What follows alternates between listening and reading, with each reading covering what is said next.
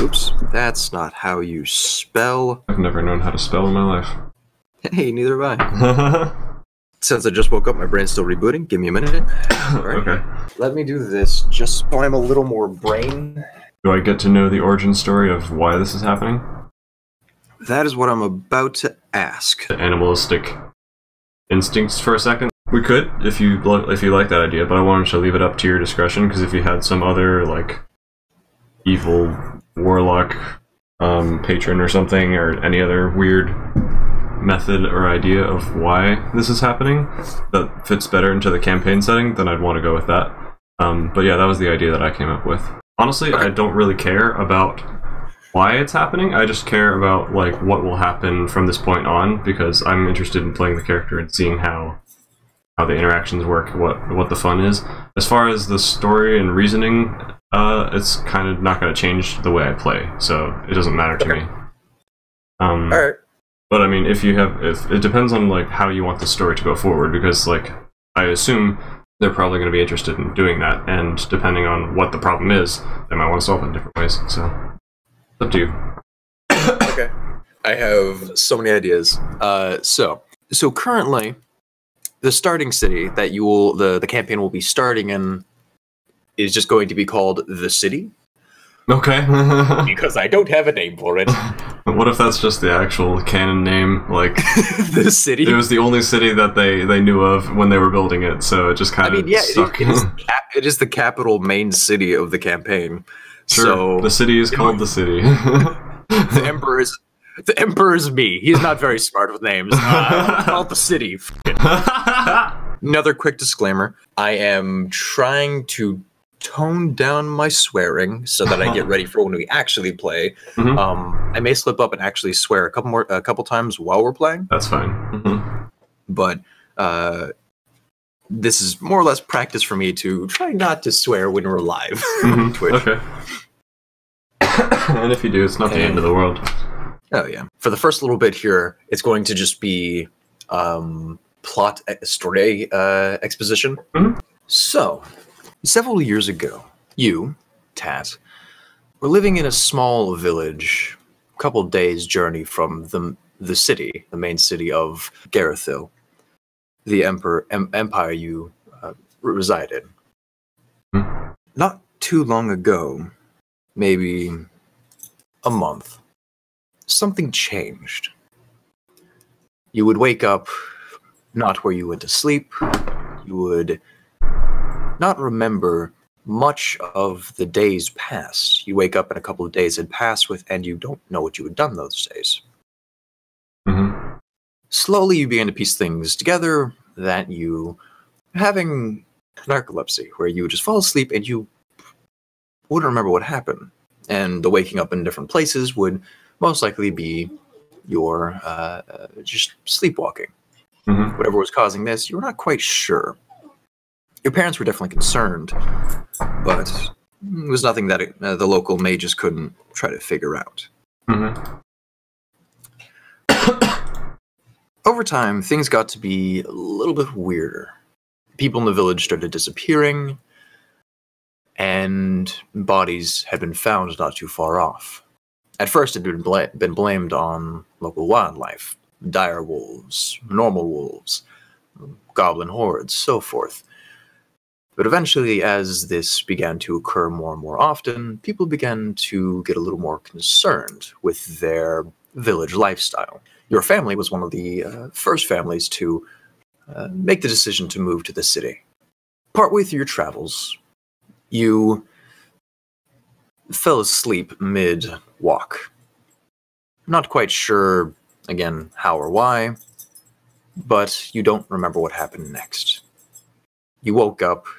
A few days had passed, from what you could tell, and you were nowhere near your family. Mm-hmm. After a couple more days of traveling, you found your way to the main road again, and you had found your caravan destroyed. Mm-hmm. Your family no longer there, or no longer alive there. Mm-hmm. Not really knowing what to do, you began to travel towards the city as just your last memory reminded you to do. Mm-hmm. Was there any chance that they were alive, or was there evidence that death had occurred? There was no bodies, just destroyed caravan. So you're not sure. Most likely you would head to the city to try and find them to see if they made it there somehow. That being said, the caravan was just destroyed. No life, no blood, no dead bodies, except for the horses that were carrying the caravan itself. But most likely what had happened was your caravan had been ambushed, and your family and the others had left the horses to more or less be bait while they continued on their way. Not uncommon while traveling in the wilderness, on the roads. What did the horse bodies look like? Had they been like attacked by a wild animal, or was it like bandit stabs or something? It looked like a wild animal. They were torn to pieces. It was not a good sight, especially for an 11-year-old. It was a little bit difficult to look at. They were torn to pieces. Some limbs were missing. Thanks. Okay. Yeah. So after a couple more days of traveling, you made it to the city. Now, the city is broken up into 3 levels. It's a 3-level city. The first level is for the quote-unquote poor, modern middle-class workers, what you normally expect from a medieval city. The second layer is for the rich, the people who are a little more well-known and well-placed in the city. They own big businesses. They are related to the emperor in some way, working for nobles, so forth. The top layer is where the nobles and the emperor live. Now, having just come to the city as a young child, you would primarily be stuck in the first level. You currently sit in the city square, rugged and dirty, a small wooden bowl that you just happen to come across sitting in front of you, and a couple of copper pieces laying inside of it. You have been begging for some time, been looking around for your family, to no avail. And you currently have 15 copper and 1 silver, which I have added to your inventory. The most you've been able to get for food has been some semi-old bread, decent enough. The inn you've been sitting outside of has been nice enough to give you whatever is not sold that day for food. They haven't given you a room because it will look bad, but they have let you stay in the back, and they've given you kind of a place to lay, some old rags as a bed, and so forth. So, it is currently a Wednesday. About 2 p.m. What would you like to do today? Where am I as I wake up? On the streets? Currently in the streets, sitting in front of an inn. As you open your eyes, kind of waking up around 2 p.m., you see in your bowl the money and then some slices of bread, most likely from the innkeeper who has provided you the food. Previously, you've been looking for your family in the city, asking around, looking for a halfling family.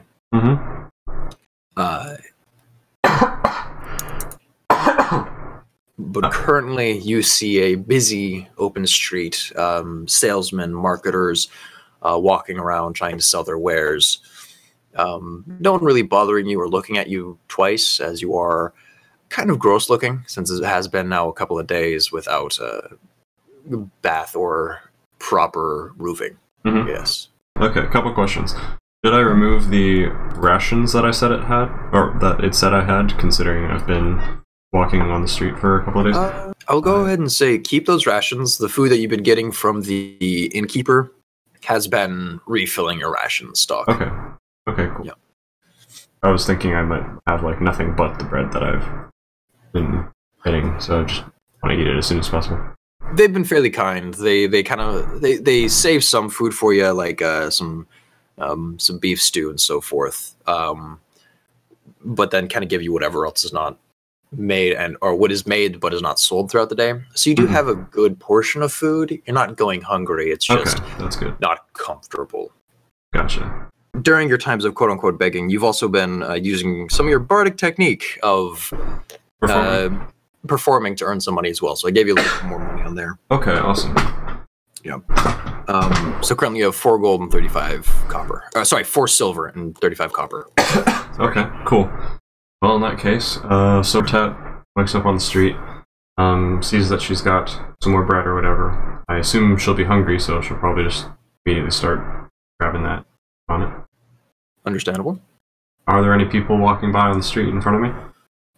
Currently, around this point on a Wednesday, yeah, it's fairly busy. People are walking, either buying things, trying to get from point A to point B.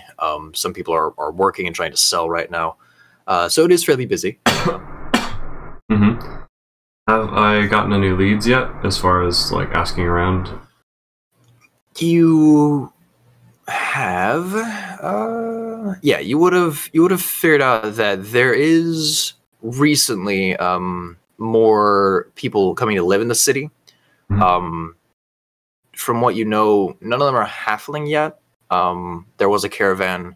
There was a group of people couple days before you had gotten to the city that had arrived. Mm-hmm. But you've looked around and everyone from that group wasn't a part of your original group. Okay. Well, in that case, maybe I'll scoop up the gold I've got. Do I know the name of the innkeeper who gives me stuff? Yes. It is Dominique. I don't have a last name. Dominique first name. D-O-M-E-N. Is he a boy or a girl? Older man, fairly plump. Okay. Not because he's well fed, but just because he does not work out. That's fair. Yep. Alright, so maybe I'll just kind of hop into the inn first and be like, "Hi! Thank you for the food!" And say hello. Yeah, the inn's fairly empty right now. There's a man passed out at the bar, most likely wasted. The innkeeper from behind the bar gives you a wave. "Of course, lass. Next time, bring me back some money so you can pay for a room." She's like, "Well, I've got this much," and like hold the copper pieces in her tiny hands and put it on the counter. And how much is a room again? Actually, that is a good question. Let me double check here. 7 copper is the cheapest. That would just be literally, that would be living in a back room for 7 copper. No bed or anything like that. Kind of sleeping on a bag of hay or something like that.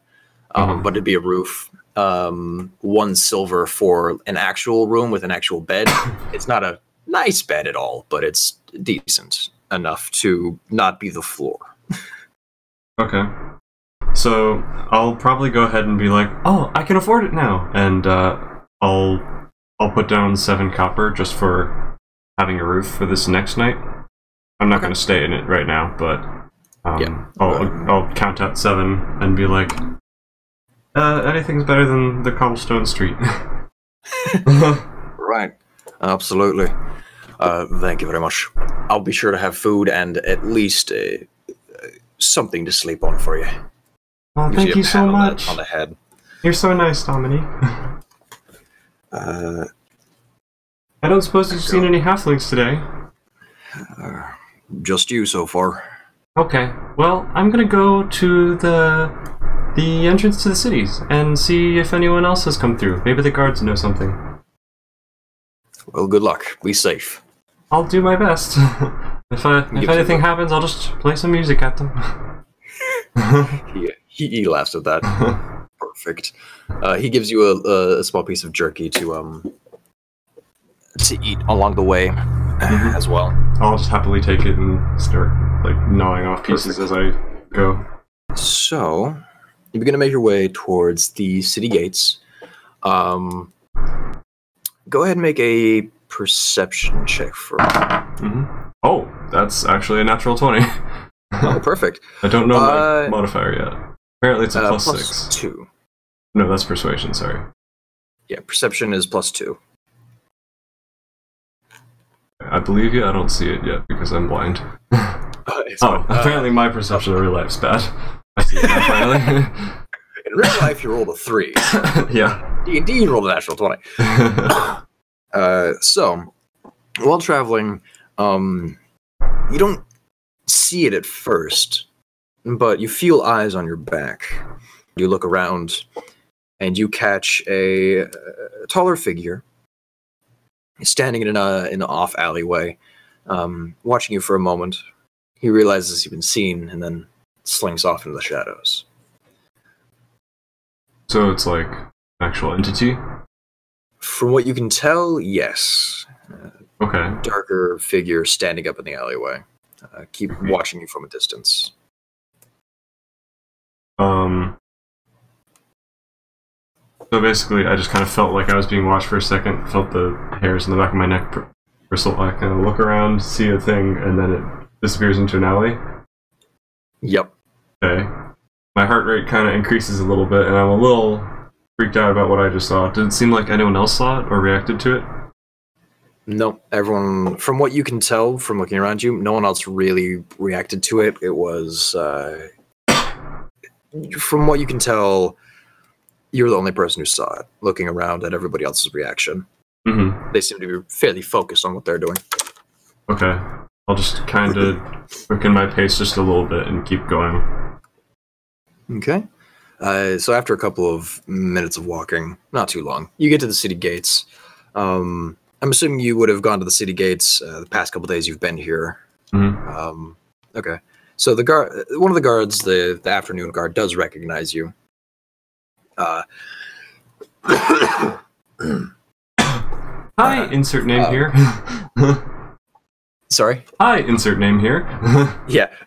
You remember his name is Curly. That's a great name. Thank you. And Curly's been fairly nice so far. He's been a town's guard in the sense of, I don't really know you, but you seem okay, and I don't think you're going to try to rob and or murder anybody. The Curly kind of looks and says, hey, good to see you again. Hi. I'm assuming you come to look for people entering the city. Yeah, of course. Have you seen anyone new? So far, no. Everybody who's entered the city has been either farmers or people living nearby. David came by again. Wonderful guy. Do I know David? You do not know David. Okay. Curly knows David. Yeah, David owns a farm off a couple of miles off. He recently burned down, so he's currently trying to get everything to get it back up. Aw, that's terrible. Yeah. I lost everything too recently. Oh, yeah. I'm sorry. And as promised before, I'll make sure to tell you the moment I see another halfling family come in. Thank you. That's really nice. Absolutely. I will go and say, someone else recently came by asking about a young halfling girl. I don't know if he was talking about you exactly, but... oh, really? It might have been someone from my caravan. Maybe. Did you happen to know, was there a taller human man in your caravan? There wouldn't have been. It was... Oh, okay. Very well-dressed human man. I don't know him myself, but to my understanding, I think he's a noble here. So if there's a noble traveling in your caravan, that might be. At first I'll be a little crestfallen, then immediately be really confused and like curious about what this guy is. I'll be like, well, did he... maybe it wasn't about me. Did he give any more details about the halfling girl he wanted? Because I don't know Not really. anyone like that. Not entirely. He more or less was just asking. There's been a young halfling girl asking around recently, and you're the only one I know of, so... Oh, that's weird. Question for you. I didn't implement this originally because I'd forgotten about it, but the little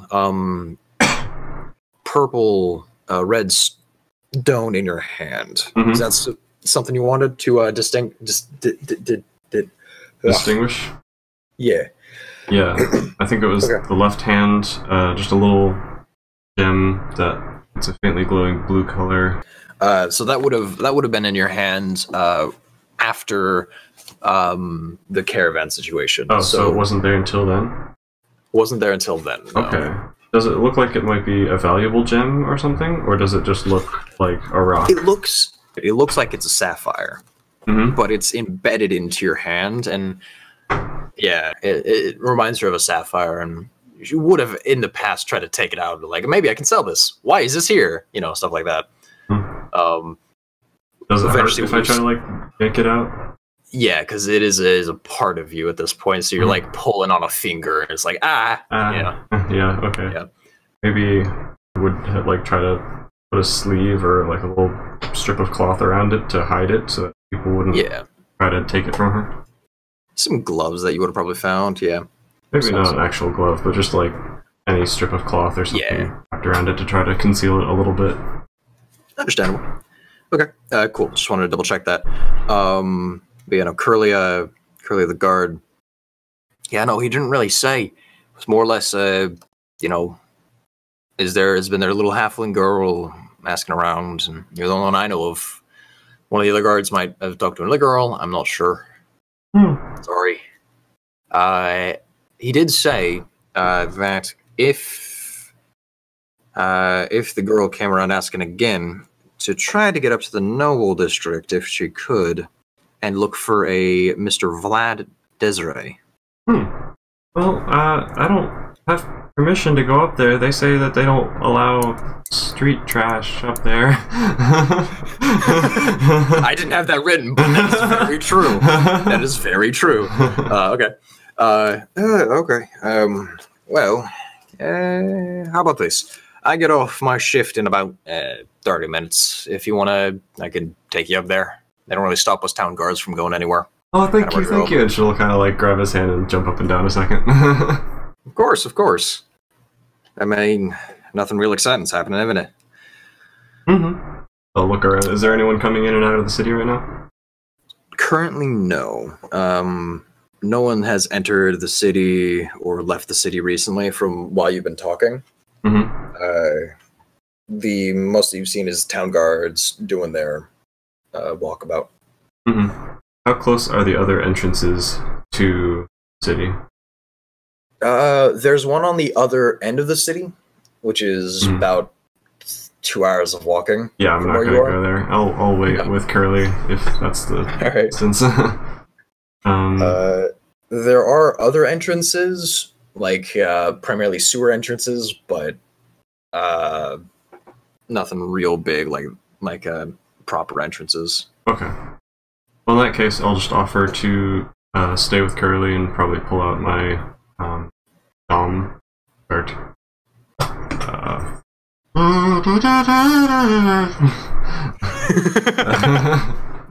Alright, cool. I dig it. Alright, so go ahead and roll a performance check for me. Okie dokie. Entertain anyone in the area. That is a 10 plus 6, so plus 16. 6. Yeah, now you, a lot of the guards, because again, nothing really important's happening. A lot of the guards who are kind of moseying around, not doing too much, all kind of gather around and listen to the music, entertained by it. I'm going to go ahead and add some more money to you. I wasn't really trying to beg, I was just trying to be entertaining. Yeah. But if they're offering it, I'll take it. Yeah. It's only fair. You've been entertaining us. Might as well give you pay for a job. So I just gave you 3 more silver, so you're now at 7 silver. Bam, bam,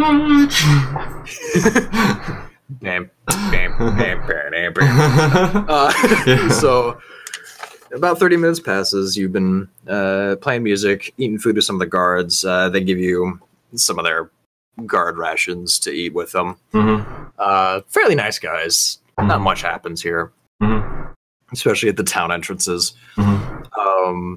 About 30 minutes passes. What kind of people are in the city, like, just walking along the streets? Are there mostly, like, humans? Are there tieflings? What kind of races do I see? There is a full spectrum. There are lizard folk, or dragonborn.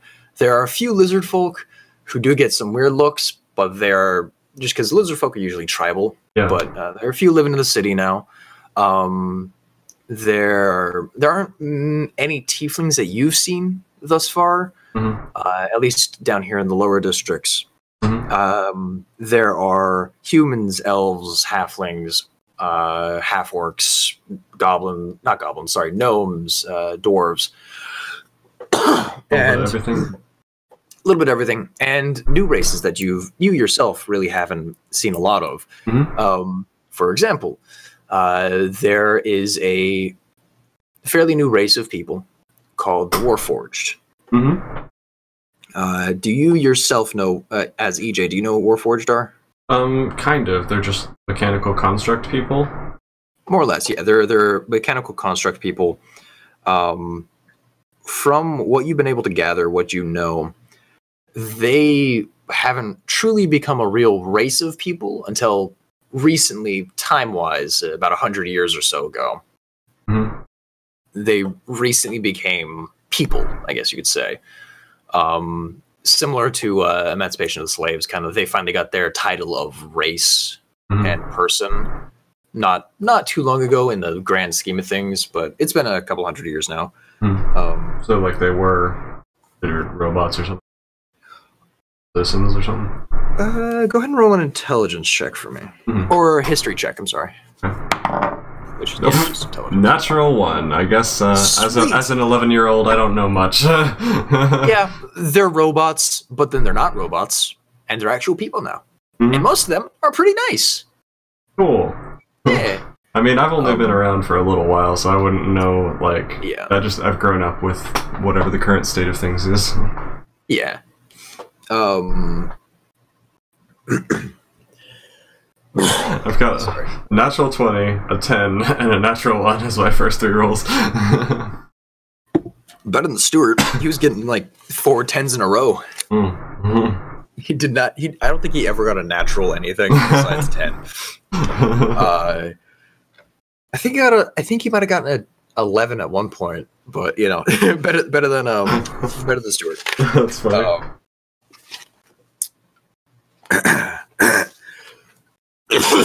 Sorry. Bless you. Thank you. I've got stuff built up in my throat. So yeah, about 30 minutes pass by, and eventually Curly gets off his shift, and yeah, all right, as promised, I'll go ahead and walk you up to the Noble District. We'll go ahead and take one of the lifts, so we don't have to one of the trolleys up, so we don't have to you know, walk the full hour and a half up there. Thank you. Of course. Can I offer a hand? Yeah, he takes it. I'm only like 2 foot 2 inches or so. So yeah, like, you're tiny. He might have to lean down. He honestly, he just straight up picks you up and puts you on. Aw, that's adorable. I didn't give you a race for Curly, did I? No. You just said he was. I don't think you even described him. He's a half-orc man. Oh, okay. He's fairly tall. He's a little bit taller than most people. He's about 6 foot. 6'2" maybe. Bigger than the average height. So yeah, he's like, I don't think my back could take it if I just leaned down the entire time. So he just picks you up and puts you on his shoulders. That's fair. Yeah. Just kind of enjoy the view from being way up here. You can see everything. Speaking of which, go ahead. I can see the top of boxes. Shit. Oh my god. Is that what barrels look like from above? That's the top of a person's head. Oh my god. I'm taller than everyone. 15 plus 2 for perception. Awesome. So 17. Yeah, looking around, You see more than you've seen in your entire 11 years of being alive. Wow. I've been on top of halfling shoulders, but never on top of, like, a large person. You've been a full 5 feet at one point, being on top of halfling shoulders, but you've never been, 8 feet up? Something like that. Probably, like, 6 or 7. Yeah. So... I could touch the ceiling or doorways or something. Yeah. I could touch the top of doorways now. Like as you're passing by, you're touching things that you've never been able to touch before. You're like, oh my god. Yeah, there's like laundry hanging across. Yeah. So after going around the city with that perception check, you don't notice anything too strange. You notice a lot more than you had before, beggars that you hadn't been able to see before through the crowd, shops and districts. With that 17, you do see this, from what you can tell, from what you can see, he's wearing a long purple cloak, little masquerade, Phantom of the Opera kind of mask over his eyes, and he's trying to sell things to people. That's the weirdest. Like he looks weird. Wanna buy a sundial? Hello. Would you like to buy some items that are absolutely magical? Huh? You know, that kind of thing. Yeah. Like opens up cloak. Hey kid, you want to buy some magic? No. So he's definitely creepy and weird, but he's not. He's not going anywhere near you. He's a couple feet away. I'm trying to sell to other people right now. I'm on a city guard shoulder. It's a problem. I'm sure he'll do something. Oh yeah. Hey kid, no. Okay. Hi, sorry, town guard. You know. So funny. after a couple minutes of walking, you get to the trolley system. Oh, while we're walking past the beggars and stuff, are there any of them that look worse off than I do? There are a few. None of them like worse off, because actually a lot of them do look a little bit worse than you, just because you're a child, and a lot more people give you money as a child, and you're like, oh god, this little girl, you know. Okay. I might toss a couple copper to anyone who looks particularly ragged or something. Okay. Let's go ahead and say you toss about 5 copper. Does that sound good? Yeah, I'll just be like, I'm tall! Woo! Everything is amazing! Yeah. Are you removing that from my sheets? I accidentally added 5, so I'm going to remove 10. Okay. There we go. Oops. Yeah, no, I went ahead and removed it for you. So I'll just, like, wave to them and be like, hi, with big smiles. Yeah. You do recognize a couple of them as some of the other beggars who've been like, hi, little girl, I'm sorry that you're also homeless, you know, that kind of thing. Yeah, making friends. Like, thanks! Yeah. Homeless friends. Homeless buddies! Yeah. So, after a couple minutes of walking, you do get to the trolley station. The guard flashes his identification, and you are let in for free. Yeah, he ducks down, forgets that you're above him, and oh no! You don't take any damage, but it's just a boom. I'll just feel honored. The experience is brand new.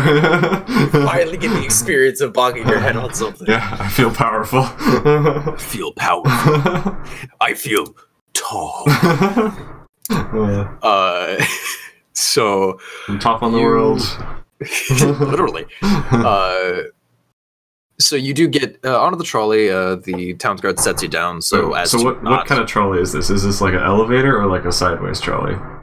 It's kind of ski lift-esque trolley. So if I'm still on his shoulders while we're like going high above places, I'll suddenly realize that I'm kind of scared of heights. Yeah. No, he does set you down because you would be too tall to stand. He would be too like if you were standing up and you were on his shoulders, you would be like neck to the side. Yeah, basically. So after a little while, you do get on the trolley and it does start to move. It does begin to go up very high, so you do still get the realization of, oh, I actually don't like being up this high. Oh no. Yeah.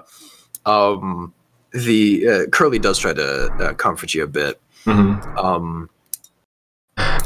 Yeah. Oh boy. Is it supposed to wobble this much? Yes. Don't worry, it's safe. Yeah. Like, you know, when you're in an elevator, everything's fine, and just the. Oh no. It's the. Oh no. Yeah. It's like it's safe. I promise. And it still screeches and like bumps when you stop. It's not great. That's terrifying. From what you can, it is magically and mechanically based. So something about Garethil, as the country you live in, it is very magically and technologically advanced compared to some of the other countries. Not as magically advanced as I haven't sent you the world map yet. I'm sorry. That's fine. So the two neighboring countries are Dominar and Pirion. Pirion is definitely more magically enhanced than both Dominari and Garethil, but Garethil is the most technologically advanced country thus far out of the neighboring countries. So this kind of technology is not too strange in Garethil. I mean, strange for you, yes, but not too strange in the country. So after a couple of minutes of the trolley system getting you up to the nobility side of things, eventually stops, and Curly walks out with you next to him. He kind of is like, "Hey, wait here for a moment," and he goes off and talks to another couple of guards, saying, from what you could guess, from what you could hear, it's more or less, "Hey, this person here, they're with me. Yes, they're homeless, but don't worry about it. It's fine." Yes, they're homeless. Yes, they're homeless, but don't worry about it. I'm street trash. I'm street trash. Okay. You can tell just from the way they're talking and standing, the town's guard up here in the noble district are definitely a little more stingy. We skipped over the business people district. Oh yeah, you just went. It was just a straight line up to the nobility side of things. Wow. Yeah. Yay, public transport. If only we had that in America. Sorry. Sound like me all of a sudden. Yeah. Right. I love when you drink something and it just goes down your windpipe. Happens to me about a third of the time I try to drink. Yeah, I mean, I'm convinced we're not supposed to be able to eat and or drink anything because it tries to kill us every time. So you do get the sense that the town's guard up here in the noble district are like, all right, because you're a town guard, it's okay, but keep an eye on her. We don't want her, I don't know, dirtying up the nobility kind of thing. So they're kind of stingy, from what you can tell. So kind of become slightly more self-conscious, I guess. You shrink, if that's even possible. Yeah. So after a couple moments of explaining, oh yeah. After a couple moments of explaining, Curly does come back and he's like, "All right, we're good to go," and you begin traversing the noble district. Go past some of the guards. I'm kidding. I mean, if you want to. No, I don't think I actually would. All right. But yeah, so after a little while, you begin to explore the nobility district. It is beautiful. It is pristine white quartz buildings, bright purple dyed colors, and things you would never have seen. Besides, it's the kind of colorful purple that one merchant was wearing, which is the only time you've ever seen something like that in. Yeah, exactly. I've never seen a floor this clean. It's so good. The street is shining. You don't know how, but it is. As you're Can I walking, like put down my hand on the street and like feel it for a second and cast Identify? yeah, See sure. if there's any magical enchantment to keep it clean or something. Sure. I'm burning a spell slot on this. Burning a spell. That's awesome.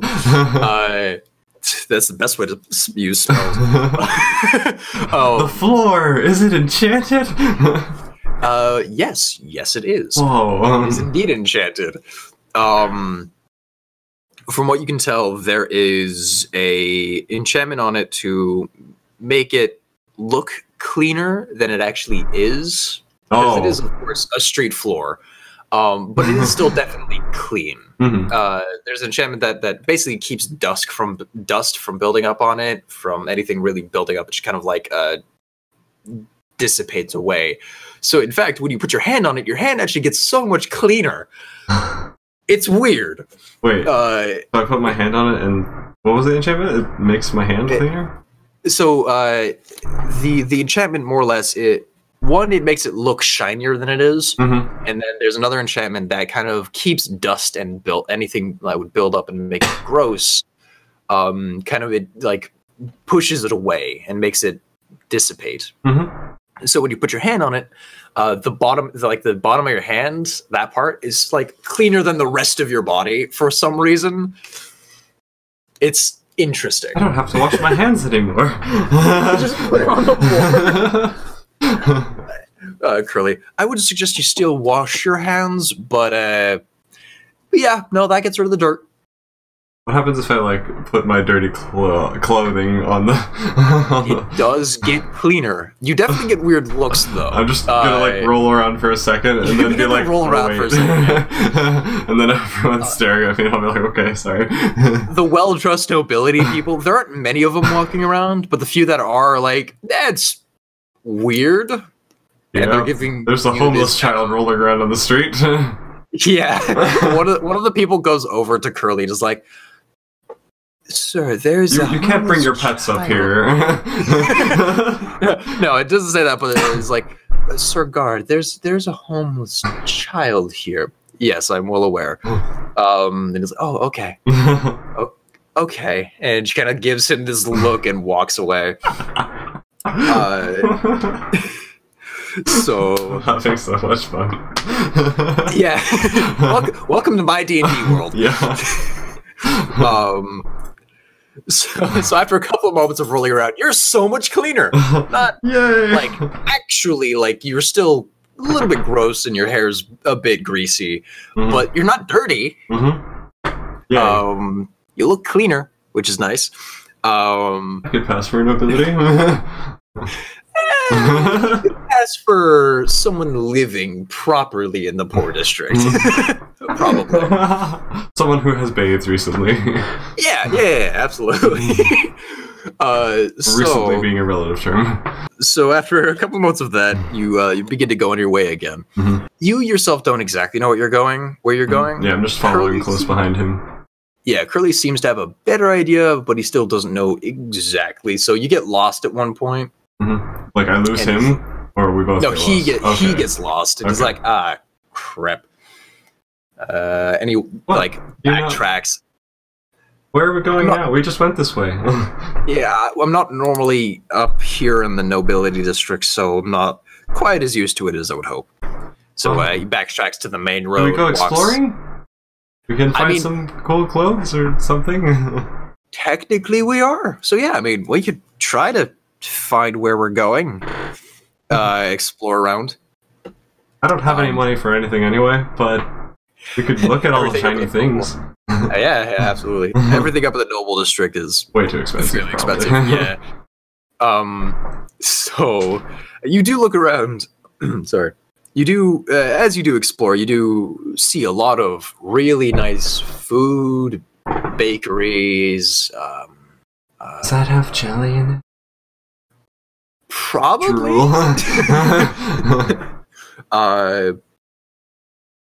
And really nice clothing.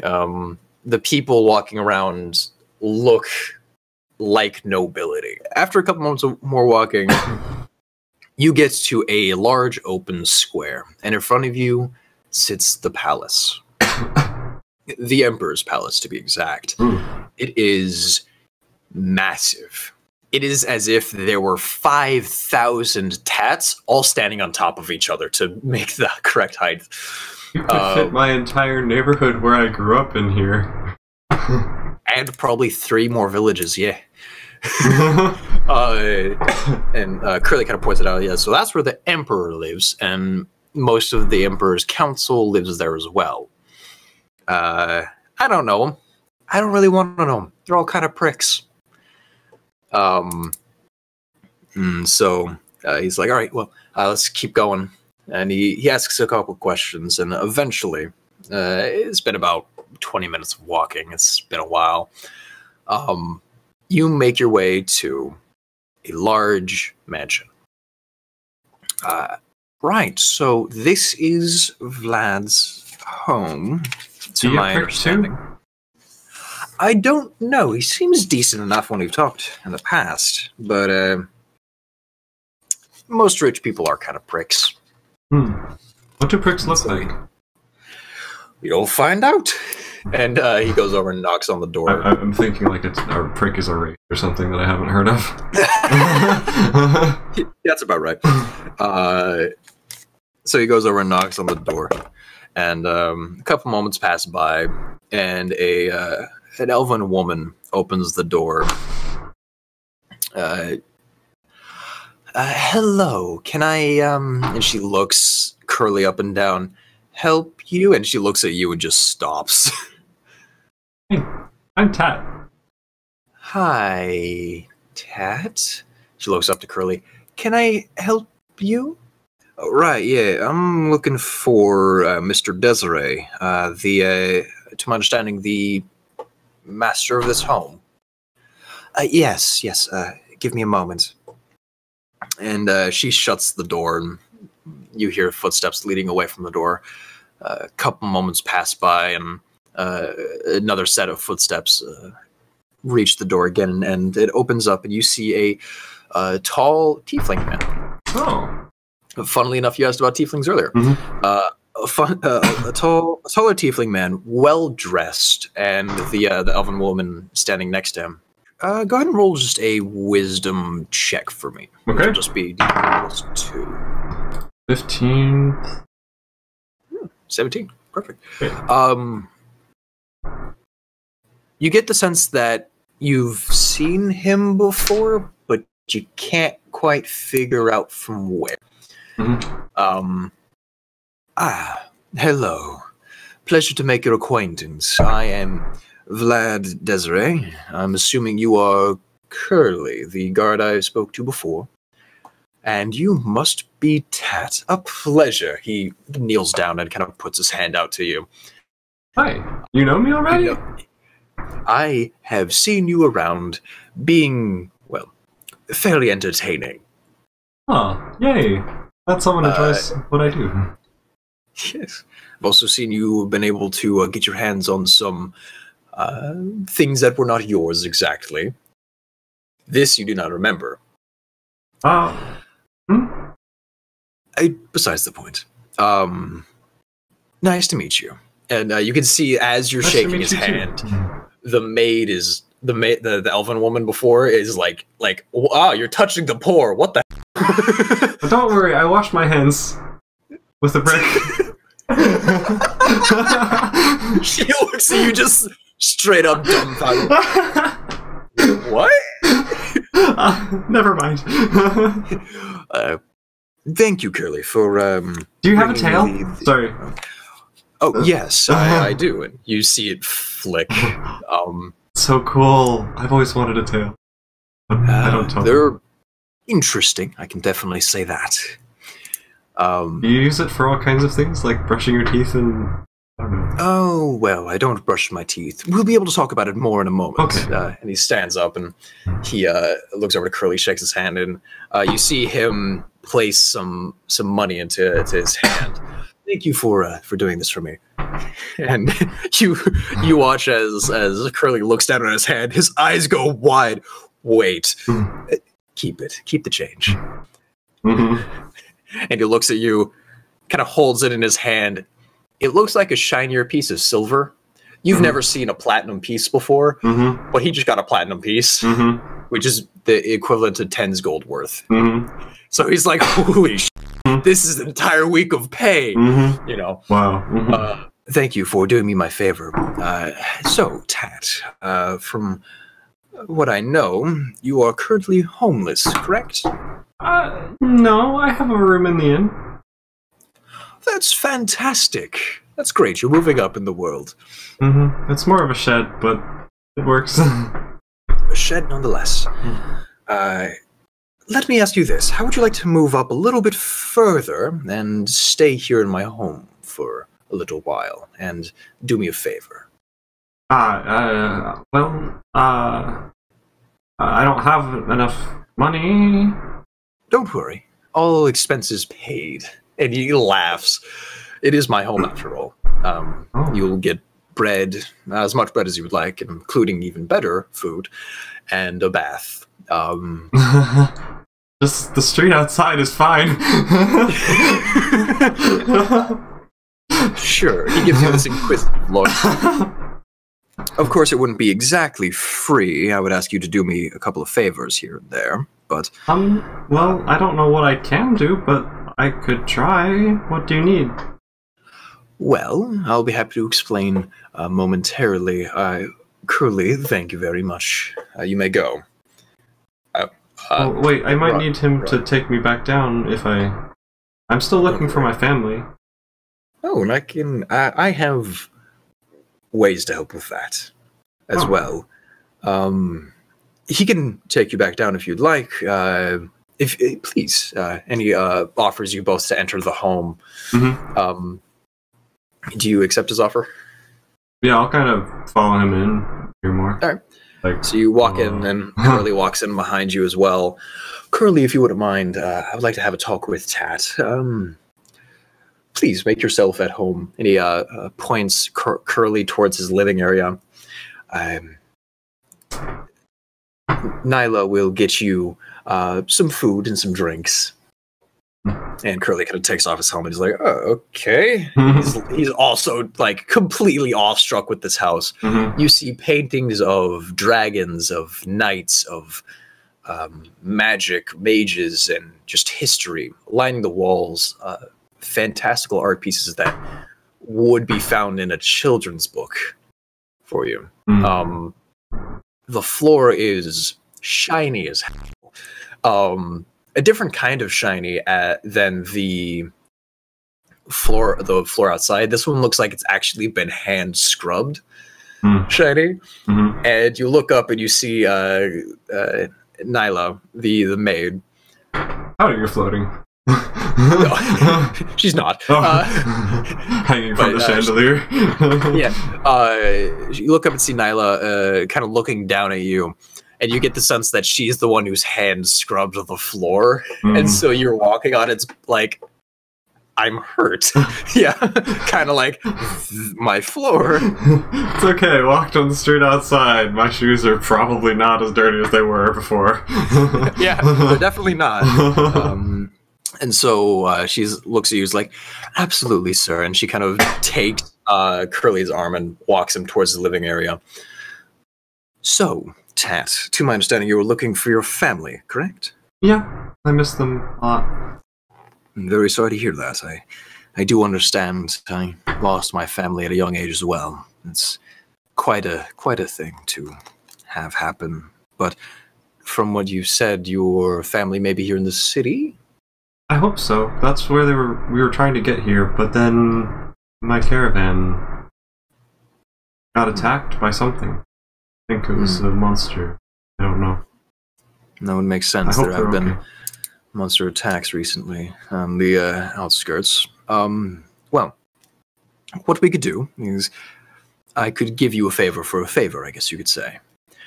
To be more exact, and he kind of walks you towards a stairwell to step away from where Curly is. A colleague of mine is holding a party this weekend, in a couple of days, and I need a distraction, and you are very entertaining from what I've been able to see in the streets. and I would like to offer you the option to, how do you say, be my distraction. Oh, you're giving me a job to play music? This is my first gig? I guess you could say that, yes. I would pay you by having some of my people look around the city to see if they could find your family. Yeah, that sounds great. I'd love that. Perfect. I was also going to offer you a place to stay and some food, but I mean, that would be nice too. Perfect.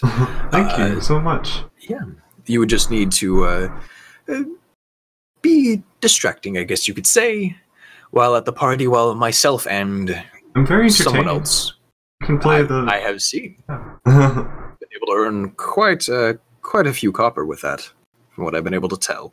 Can also do some party tricks with my boomerang if you want. And I look around for a target in this room. He sees you looking around. He's like, maybe we should hold off on that here, because all the targets are really nice artwork. Exactly. He's like, maybe let's hold off on that. What we could do is have you stay here a night and more or less make the decision, I guess you would say, of, you know, whether or not you would like to make this deal.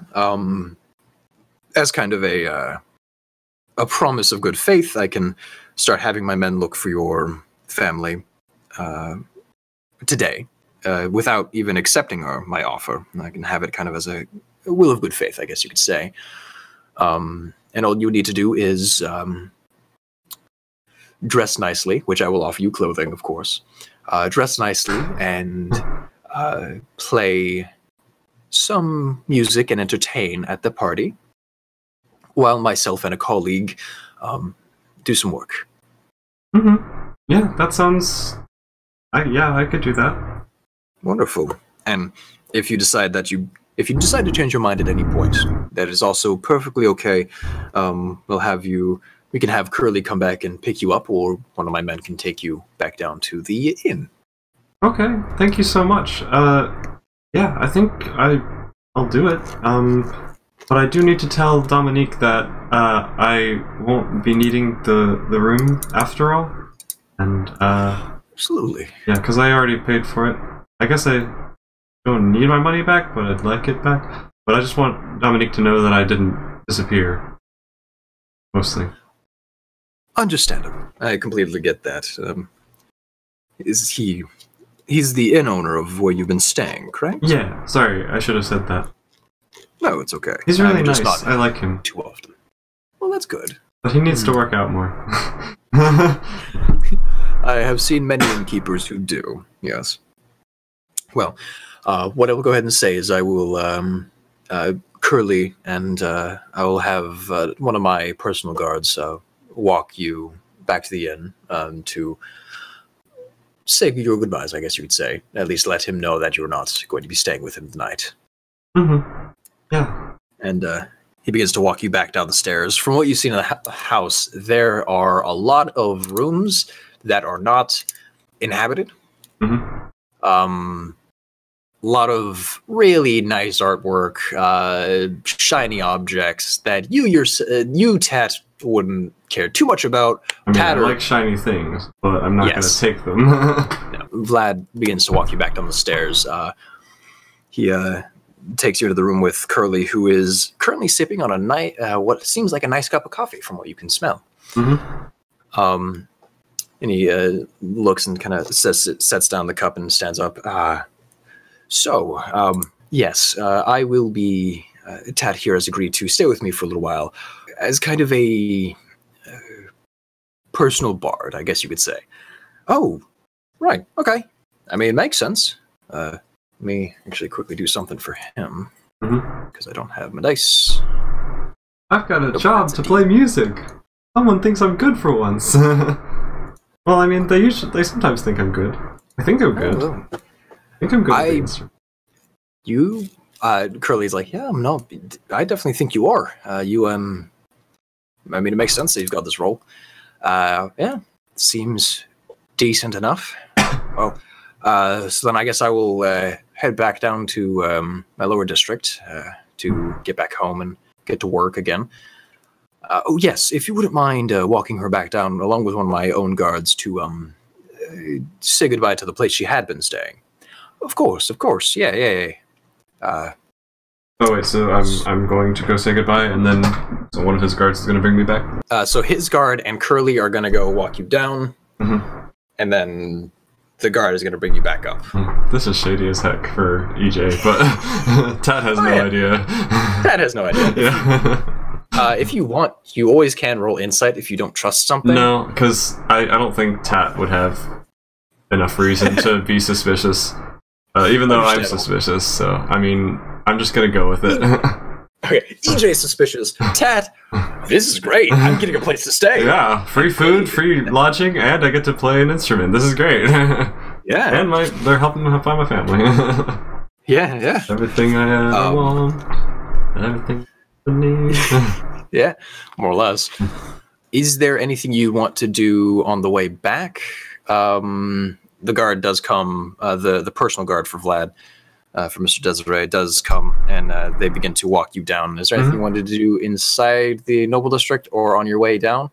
Not really, unless there's any equipment I have that's particularly dirty that I might want to drag along the street for a second. I don't think I have anything, though. At this moment, no, not really. Everything is fairly clean, I guess you could say, at this point. I guess the dirtiest thing you have on you is yourself. Why do you have holy water? Interesting. I guess you have holy water, too. I have no idea why I have that.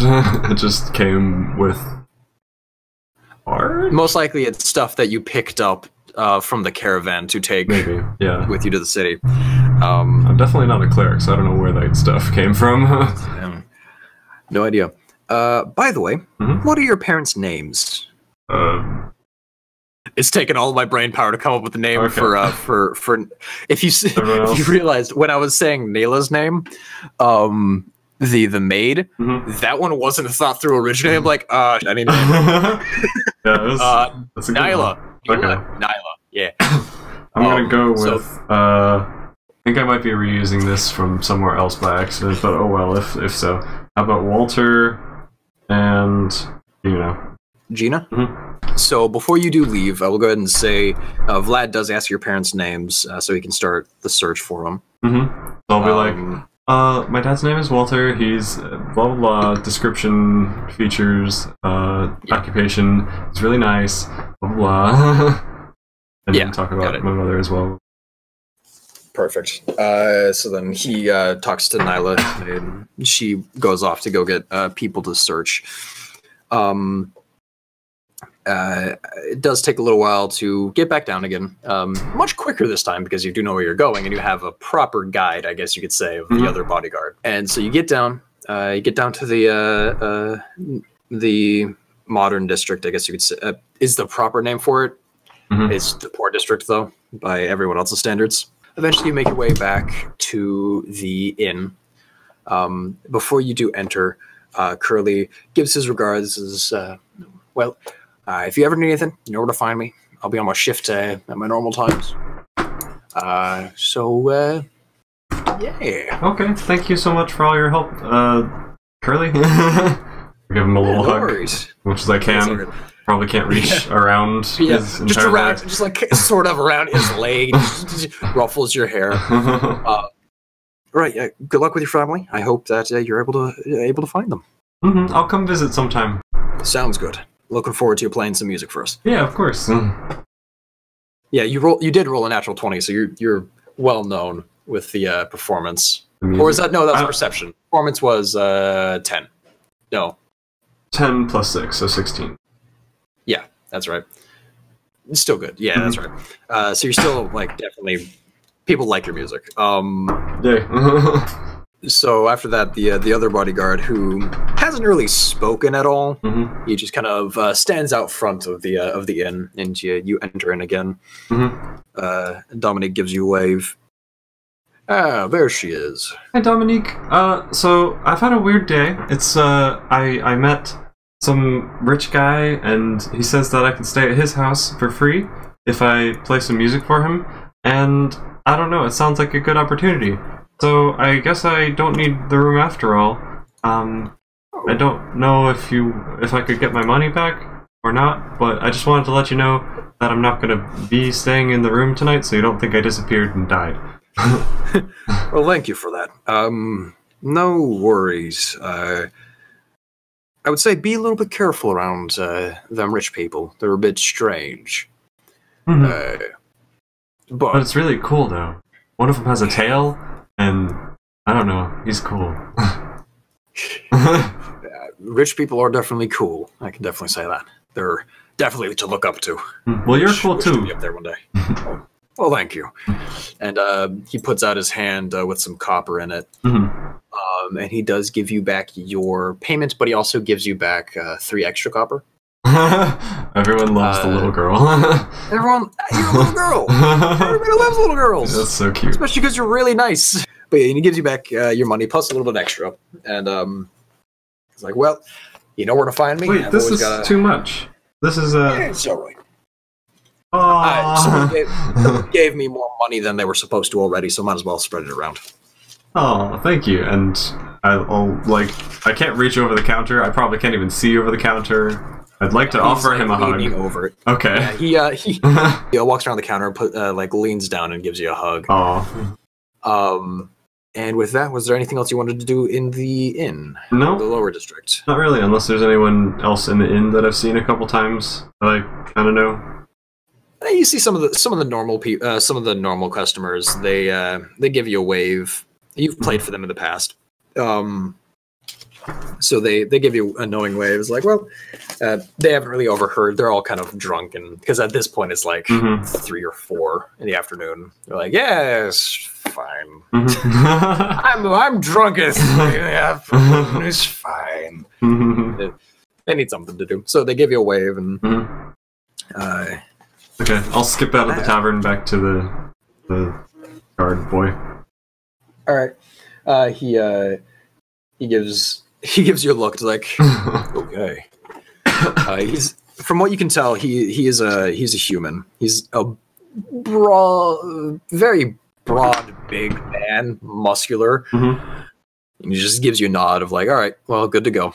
And he begins to lead you back towards the lift. And back up towards the noble district.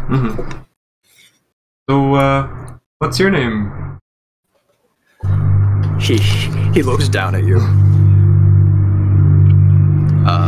Let me see if I have a name for him. What kind of look does he give me? Is he just like, I don't have time for this? It's just a blank, emotionless look. His face has been fairly stone emotionless. It's Steve. Whoa, I have a friend named Steve. Well, I had a friend named Steve. He was nice. Are you nice? Depends. Depends if I'm told to be. Were you told to be? So far, yes. Oh, okay. Well, this is him being nice. What do you like to do? What I'm told. Who tells you to do stuff? Vlad. Mr. Desiree. Do you do anything in your free time when you're not following orders? I like to read. Oh. What do you like to read? I'm just gonna badger this guy the entire way. No, this is fine. This is fine. He looks up at the ceiling for a second. Rubs his chin. Love novels. Oh, my mom wouldn't let me read those back in the day. Probably for the better. They are interesting. What's your favorite one? I don't have a name for one. Give me a second. Is there anyone else in the carriage as it's like squeaking along? No. They're fairly empty when they're going up to the noble district because a lot of the nobles don't come down, and a lot of the a lot of the poor don't go up. Fair. So it's fairly empty. You know what? I'm gonna make a reference to a Critical Role. I like the novel Tusk Love. I actually saw a short video of like a compilation of every time they mentioned that book recently. Yeah, so I know that it's reference. Funny. Of course, Tat has no idea what's in it. Oh no, is it no, about? Not at all. Is it about warthogs? Orcs and humans, or specifically a half-orc. Oh, cool. I have a half-orc friend. His name is Oscar. No, his name is Chubby. Wait, what was his name? I forgot. Chubby. Curly. Curly. No. I meant the person in the book. Oh. His name is Oscar. Oh, okay, cool. I want to be like him one day. And he just gets this far off. After a couple moments of silence, the trolley does stop, and he's time to go. Okay. And he begins to walk you back towards the Desiree home. Mm-hmm. What kind of races are in the uppity district? Primarily elves and humans. You do see a couple of bodyguards, which are of different races. You see some well-dressed gnomish people. Mm-hmm. They're around my height. They are. They're weird. They give you weird looks of like, oh, this girl is not normally here. What? Why is she my height? That's strange. It's again a good variety of people. Less half-orc, less half races. Mm-hmm. There are a couple of halflings, but less half races, like half orcs, half elves, primarily elvish, human, and gnomish people as the nobility here. After a couple of moments of walking, go ahead and make another perception check for me. Okay. By the way, as far as knowing common and halfling, I don't really know that I know celestial, so I don't really like go around saying things in celestial. It's just like if I ever hear it, I'll be like, oh, I know that. How do I know that? When did I ever learn that? I don't know. I figured it would have something to do with the whole good stuff. Yeah. All right, I rolled a natural 9. Was this perception again? Yes. Okay, so that's an 11 total. Okay. The biggest thing you notice is that people are giving you weird looks again, but that's just because you're still not dressed great. Mm-hmm. I'll just try to ignore it. You're definitely cleaner. Yeah. You're definitely cleaner, but not dressed well. There's so still a little scraggly, even though I've got it all pinned up in a ponytail. Some greasy and some scraggly hairs poking out. Mm-hmm. Eventually, you do get back to the Desiree home. Steve opens up the door and enters, and Nyla will take you from here to get you cleaned. Okay. And thank you, Steve. You are welcome. And he walks out. A couple of moments of waiting, and Nyla does come back. So, to my understanding, I am to be giving you clothing and cleaning you. Mm-hmm. At this point, it's about 4:30, maybe 4:45-ish in the afternoon. Mm-hmm.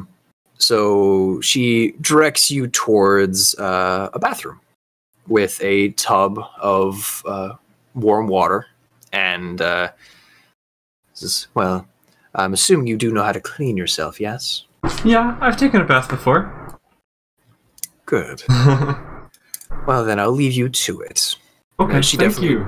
She hasn't like touched you at all. She's just more or less pointed you into directions, and you definitely get the sense that don't touch anything unnecessary. Yeah, don't touch real poor kind of aspect of her. Please hover in midair and dunk yourself. Yeah, more or less. And so she kind of points you towards the bath, and you, for the sake of brevity, you clean yourself, and you. Is there anything else interesting in the bathroom? Like bookshelves or anything interesting, or is it just currently where you've seen? No, there haven't been any like bookshelves or anything like that. There have yeah. Roll investigation, and we'll see if you do find it. No, just seeing if there was a copy of it, I would give it to Steve. I'm going to be best friends with Steve. You get the sense that Steve has a first edition copy of it. Go ahead and roll perception again to see what you see. Okay. Kind of that is a 10 plus 2. 10 plus 2 is 12. Yeah. So, again, more or less really nice artworks. You see some armor standing in places, just kind of suits of armor. Can I hide inside it? Is it like you absolutely could. It is human sized. If you hilarious. you could like climb inside and no one would know where you were at all. Hide and seek. Hide and seek. I'm gone. The bath goes by fairly well. It's a nice bath. You come out of it very clean comparatively. When you leave the bath, you do find a nice new set of very fancy, well, not very fancy, but nice clothing ready for you. Is there a brush after getting anything? Yeah, there's a brush. There's general makeup supplies, which you yourself don't use a lot of, just because you're a child. 11. Yeah. I might mess around with it. Be like, what is this? What is this? Oh, and then I'll paint over the sapphire so it looks like skin. I'll be like, there you go. Now it's just a bump. Oh, perfect. Yeah, it's just a birthmark. Okay, cool. So yeah, it's there's general cleaning supplies as well. There's a brush. You brush out your hair. You get dressed, and Nyla is waiting for you outside as you leave, and she points you to your bedroom. Cool. As you enter your bedroom, it is very nice. It is there's a bed about 4 times your size.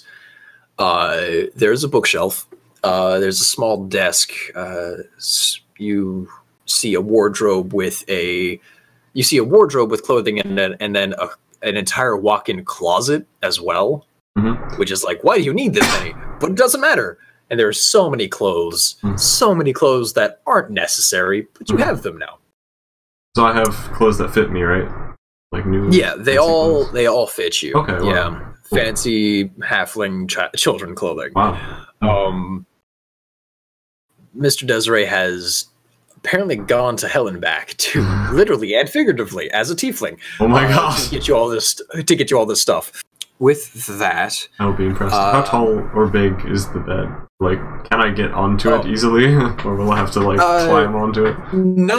You wouldn't normally, but it looks like there has been like a set of makeshift stairs for you to climb to get up to it, and like a kind of, or either stairs or a ladder, one of the two, just to climb up onto the bed, so that you can sleep on it. That's nice. And when you do lay down in it, it is massive. It's like laying on the street, but the street is so comfy. Wow. So you're like, wow, this is almost as big as my entire room was back home. Oh yeah. It is like the bed is the size of like half the size of your room when you lived in the halfling home. So with that, was there anything else you wanted to do today? Or would you like to end off Wednesday? Let's see, is it like 5 p.m. now or later? Yeah, it's about 5, maybe 5:30-ish. When does the sun go down? What time of the year is it? It is... Oh, that's a good question. I didn't think about the time of year. I'd say currently it is about springtime. So the sun, it's going from winter into spring. So the sun isn't fully setting yet, but it is. The sky is beginning to orange. Okay. What can I see out the window? Everything. Climb up to the window, and go ahead and roll another perception check for me. Okay. 13 plus 2. 15. Awesome. You see so much. Like, you see the entire... almost the entirety of the nobility district. You see the emperor's home, the palace, off in the distance. the sun is just now beginning to set, so it's like right behind the tip of the palace. I'm gonna get as many fingerprints and nose prints on it as I can. Oh yeah, absolutely. It's gonna infuriate Nyla. She does not like you. Steve does. Steve seems to like you. Yeah. You do, as you're looking around, you do notice, again, a taller, darker figure looking at you from the distance. That disappears almost immediately when you see him again. It is very similar to the one you saw before. How tall is he? From what you can tell, about 8.5 feet tall. Oh boy. Yeah. It's a little bit harder to tell from here, but when you first saw him with that natural 20, it was about 8.5 feet tall. This one here, it's harder to tell because you're looking at him from above now.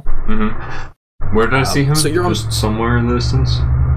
Yeah, so you're looking around and you see him, or it, or they, or whatever, standing out from an alleyway. It's looking up at you and then disappears again.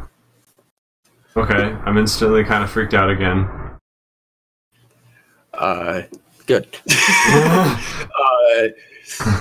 Okay. But other than that, I was thinking about like everything else is opening the window and getting out on the roof and like playing music out over the city, but now I'm gonna be like, let me just close the shutters and. I'm okay. Yeah. How about no?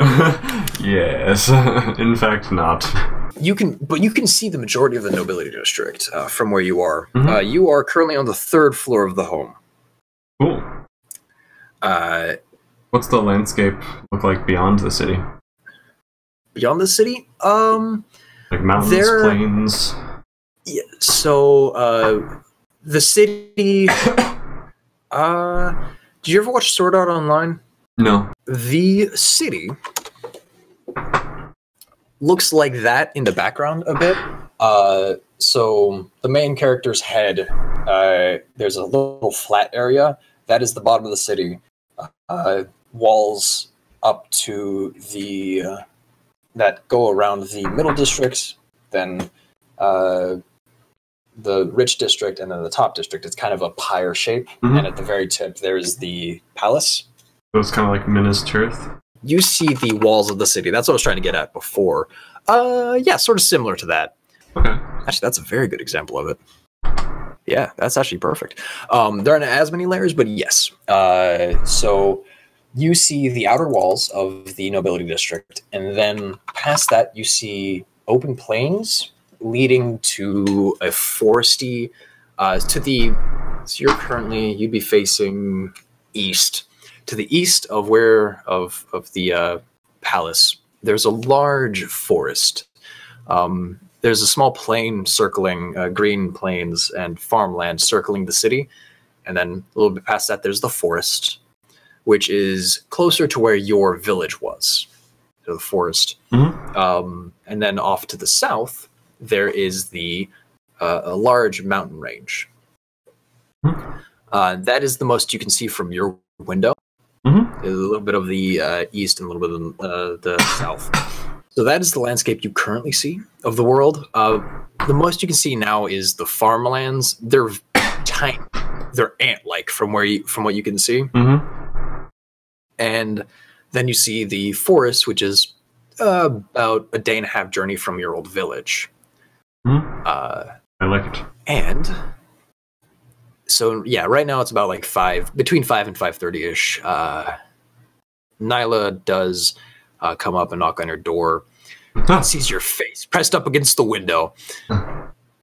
And yeah, I'll be like, oh, you're not a shadow monster. Okay. Yeah, basically.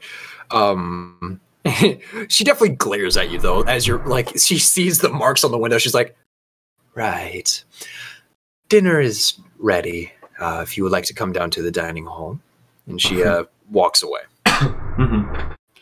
All right. So you make your way. I'll hop out of the bed, however high it is. Perfect. Maybe trip over myself. I'll bring my entire bag of stuff anyway, just because I'm not used to leaving things behind at this point. I used to have a safe place to leave my stuff. Alright. So yeah, you make your way down the stairs, and you do get lost for a little bit trying to find the dining hall because Nyla did not offer to show you where it was. But eventually you do find it. Big laundry room. What? They so have a close? zoo? More or less, yeah. You eventually find the cellar with all of the wine casks in it. You're like, wow, all right. Cask of I don't know how I got Amontillado. down this low. Yeah, basically.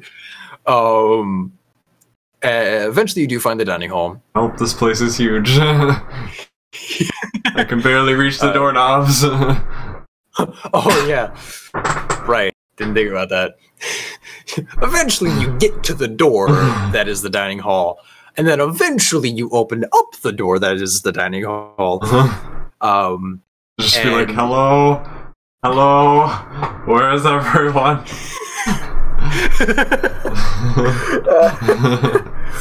But yeah, no, you eventually do find it, and you enter to see a large table.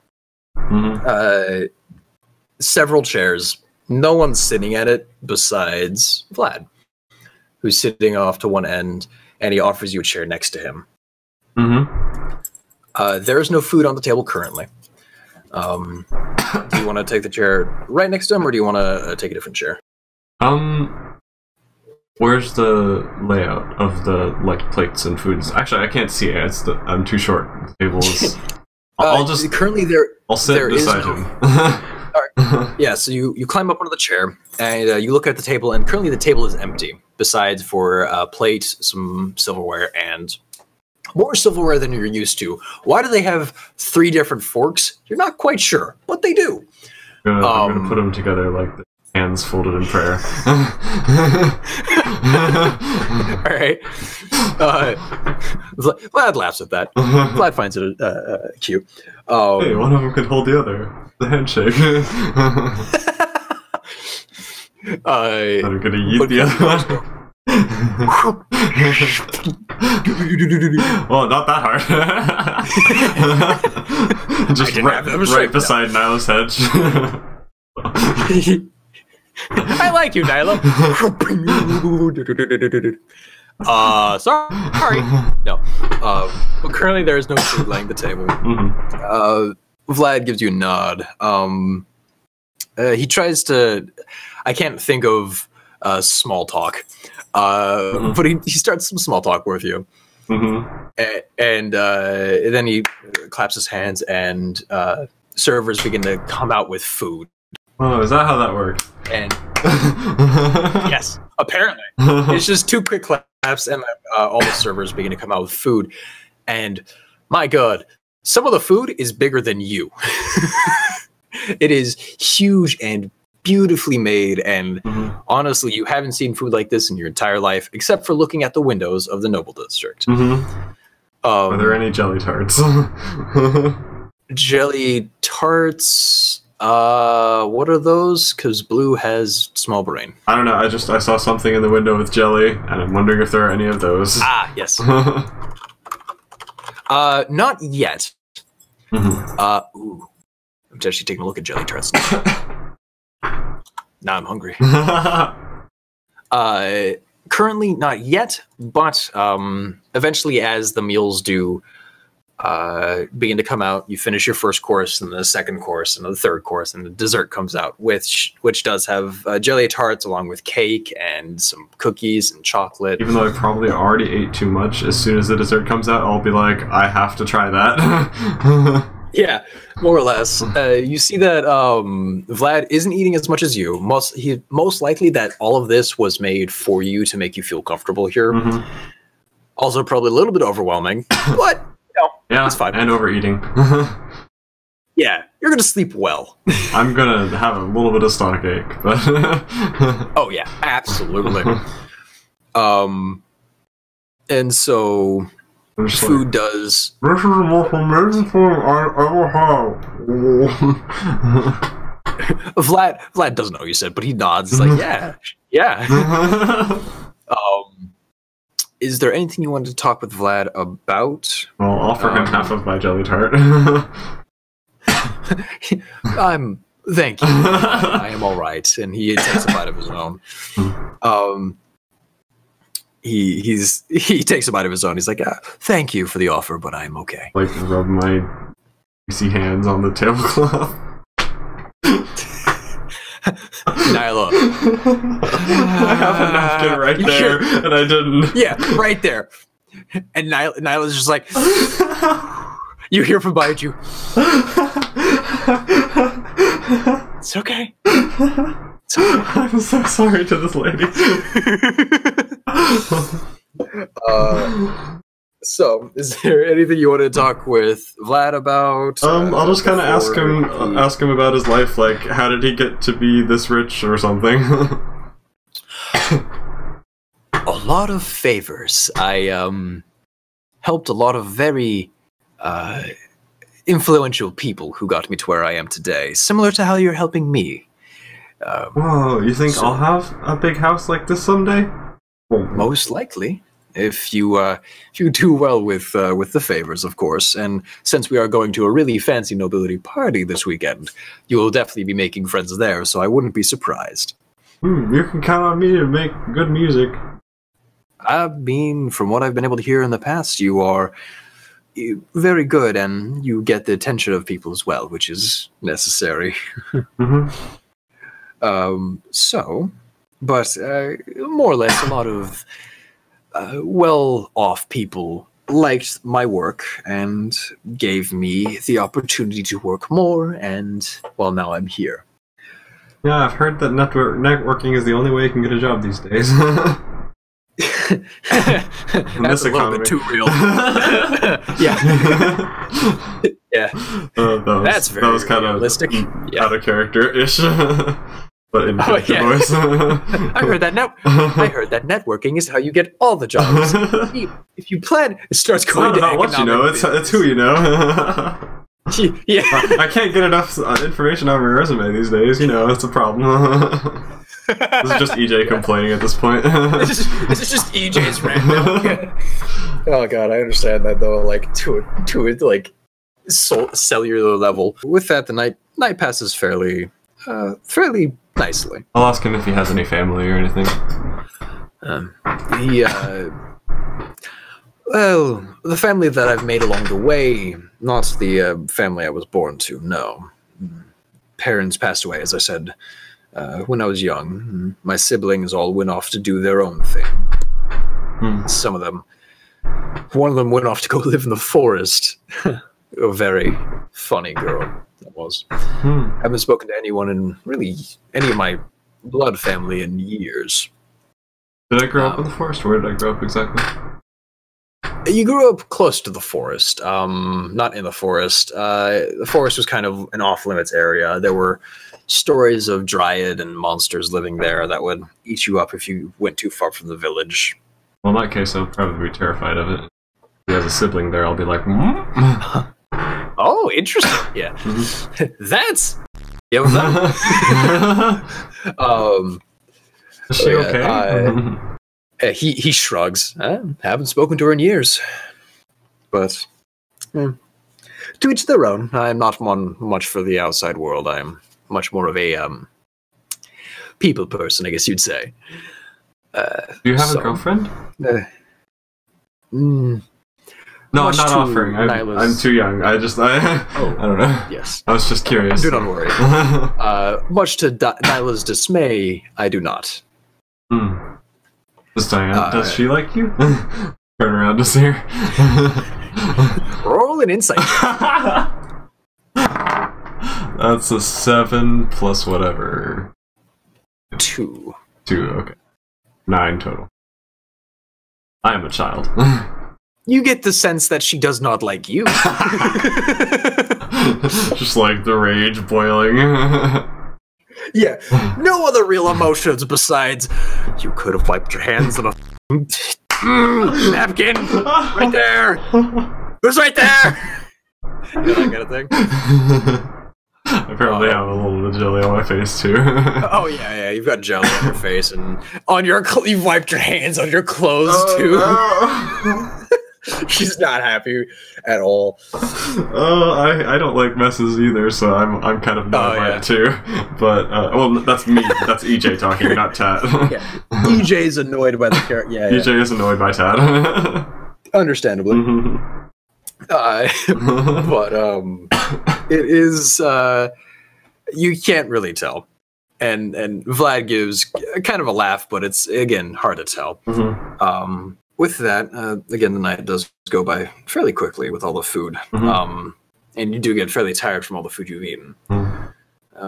So, are you going to call it there for the day? Yeah, I don't really have anything else to do. Just explore the house, and I mean, whenever I get back to my room, I'll probably clean up as best I can and look, or assuming that I haven't had a servant rub my face. Make sure I don't get jelly everywhere else. Eventually, when you're done with the food, one of the other maids does come over and wipes your face off. We're like, I'm being attacked. Being attacked. Shank.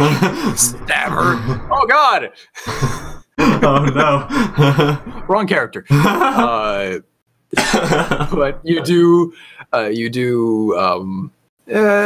explore around the house again.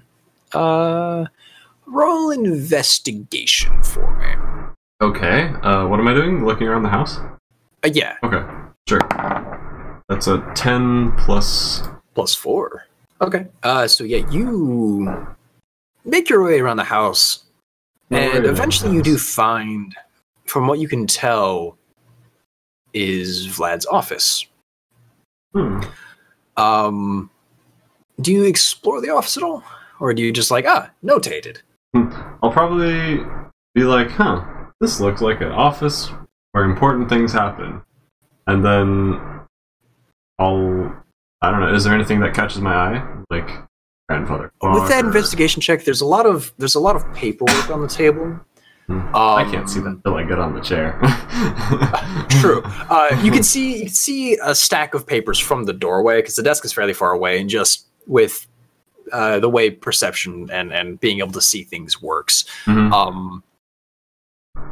you are able to see the stack of papers, some quills here and there. Are there any like toys or like fancy looking hourglasses, shiny things? There's a very nice hourglass. I'll get up on the chair and kind of turn around and act like a nice business.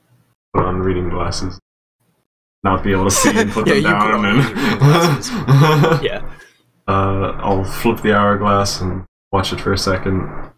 And so as you flip the hourglass, you watch as the sand at the bottom, as an hourglass does, reaches the top, and slowly, 1 grain at a time, much slower than a normal hourglass, hits the bottom. A little bit strange. Yep. Yeah, it's 1 grain at a time. I'll cast Identify on it again. Alright, there goes your second spell. Hopefully I don't get in trouble. You cast Identify on it again, and from what you can tell with, let me double check here what exactly Identify tells you. I think the item. So you learn when touching it, more or less. So you see how that has a stream of sand coming down it. Unlike that, it is only 1 grain at a time in the hourglass on his desk. And what you learn from it is that this is a magical hourglass that slows time around you. Supposedly so that it gets more work done during the day. The person who flips it gets more work done during the day. An hourglass is usually an hour of time, I believe. Yeah, that's why they're called hourglasses. From what you can tell, what is your intelligence modifier? So since I just flipped it, does that mean everything around me is Slowed. Yes. Okay. From what you can tell, an hour of time, by the time the hourglass is empty and all the sand has gone to the other end, it'll have been about 3 hours instead of just 1 hour. Whoa. Cool. Yeah. If I flip it back over right now, will the 10 grains of sand that have happened go back and it will end the effect quicker? From what you can tell, if you from your identify spell, if you flip it, the spell will stop and time will go back to normal, and the sand will just go back to where it was. This is really cool. The hourglass, from what you can tell with the magic, is that it's only within the house. Only within the house? So all time within this house is being slowed and everything in the real world is going? Actually, let me double check here what the magical item says exactly. Because I don't remember if it's exactly inside the house or if it's everything slows down. Well, or at least everything slows down for you. Does it just make me do things 3 times as fast, basically? Or does it slow down the entire world outside of where I am? It slows down the...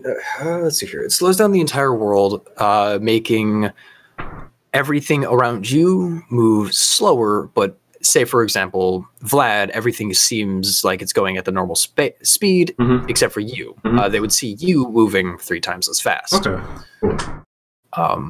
Yeah, it's the entire world. Cool. Magical items, they're fun. Yeah, so it may as well just be it makes you move 3 times faster.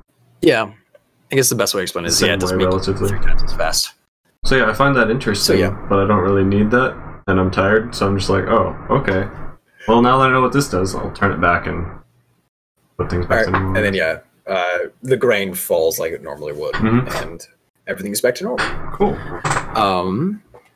And then I'll just look around. Is there anything else interesting on the desk?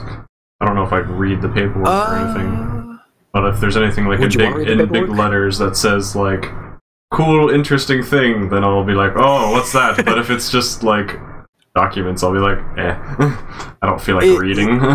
It's really just documents. Nothing is in bold writing. Some of it's in cursive, which you can read just because your family taught you that. Not well, but you can read common. Some of the languages you don't understand. Looks like some of it's in Elvish and some of it is in something else that you don't read. Nothing really eye-catching. If you wanted to go through some of the documents and just skim any of them, see if any of them were interesting, you could, but just taking a first glance at them, it's a stack of papers and you're like, those look I'll probably not read them if it doesn't catch my eye. But yeah, if there's nothing else interesting on the desk to mess with, or like a little desk toy, Rubik's Cube, anything, then I'll just pop back down, continue exploring, head back to my room if I... Are there any animals or like pets in? Not that you've been able to see, no. While exploring the first time when you got lost, you do find a kind of a laboratory with some like frogs in it, but they're dead frogs and they're not pets. They're That'll make me mildly sad. Yeah. I don't want to go in that room anymore. Understandable. So I'll head back to my room and be a little overwhelmed by the largeness of the room, feeling kind of exposed with bigness, mildly spooked by the shadows in the corners, so I'll just be like, Alright. I'll take a look at the bookshelf, I guess, first. Is there anything interesting? I don't know. There's not Tusklove. And so you look through it, there aren't really any, a lot of the books are just taken from what you can guess is Vlad's library. So there isn't any really children's books. Most of them are advanced magical research or history of, heroes and so forth. But nothing really, I don't think anything that would catch Tat's attention. Okay.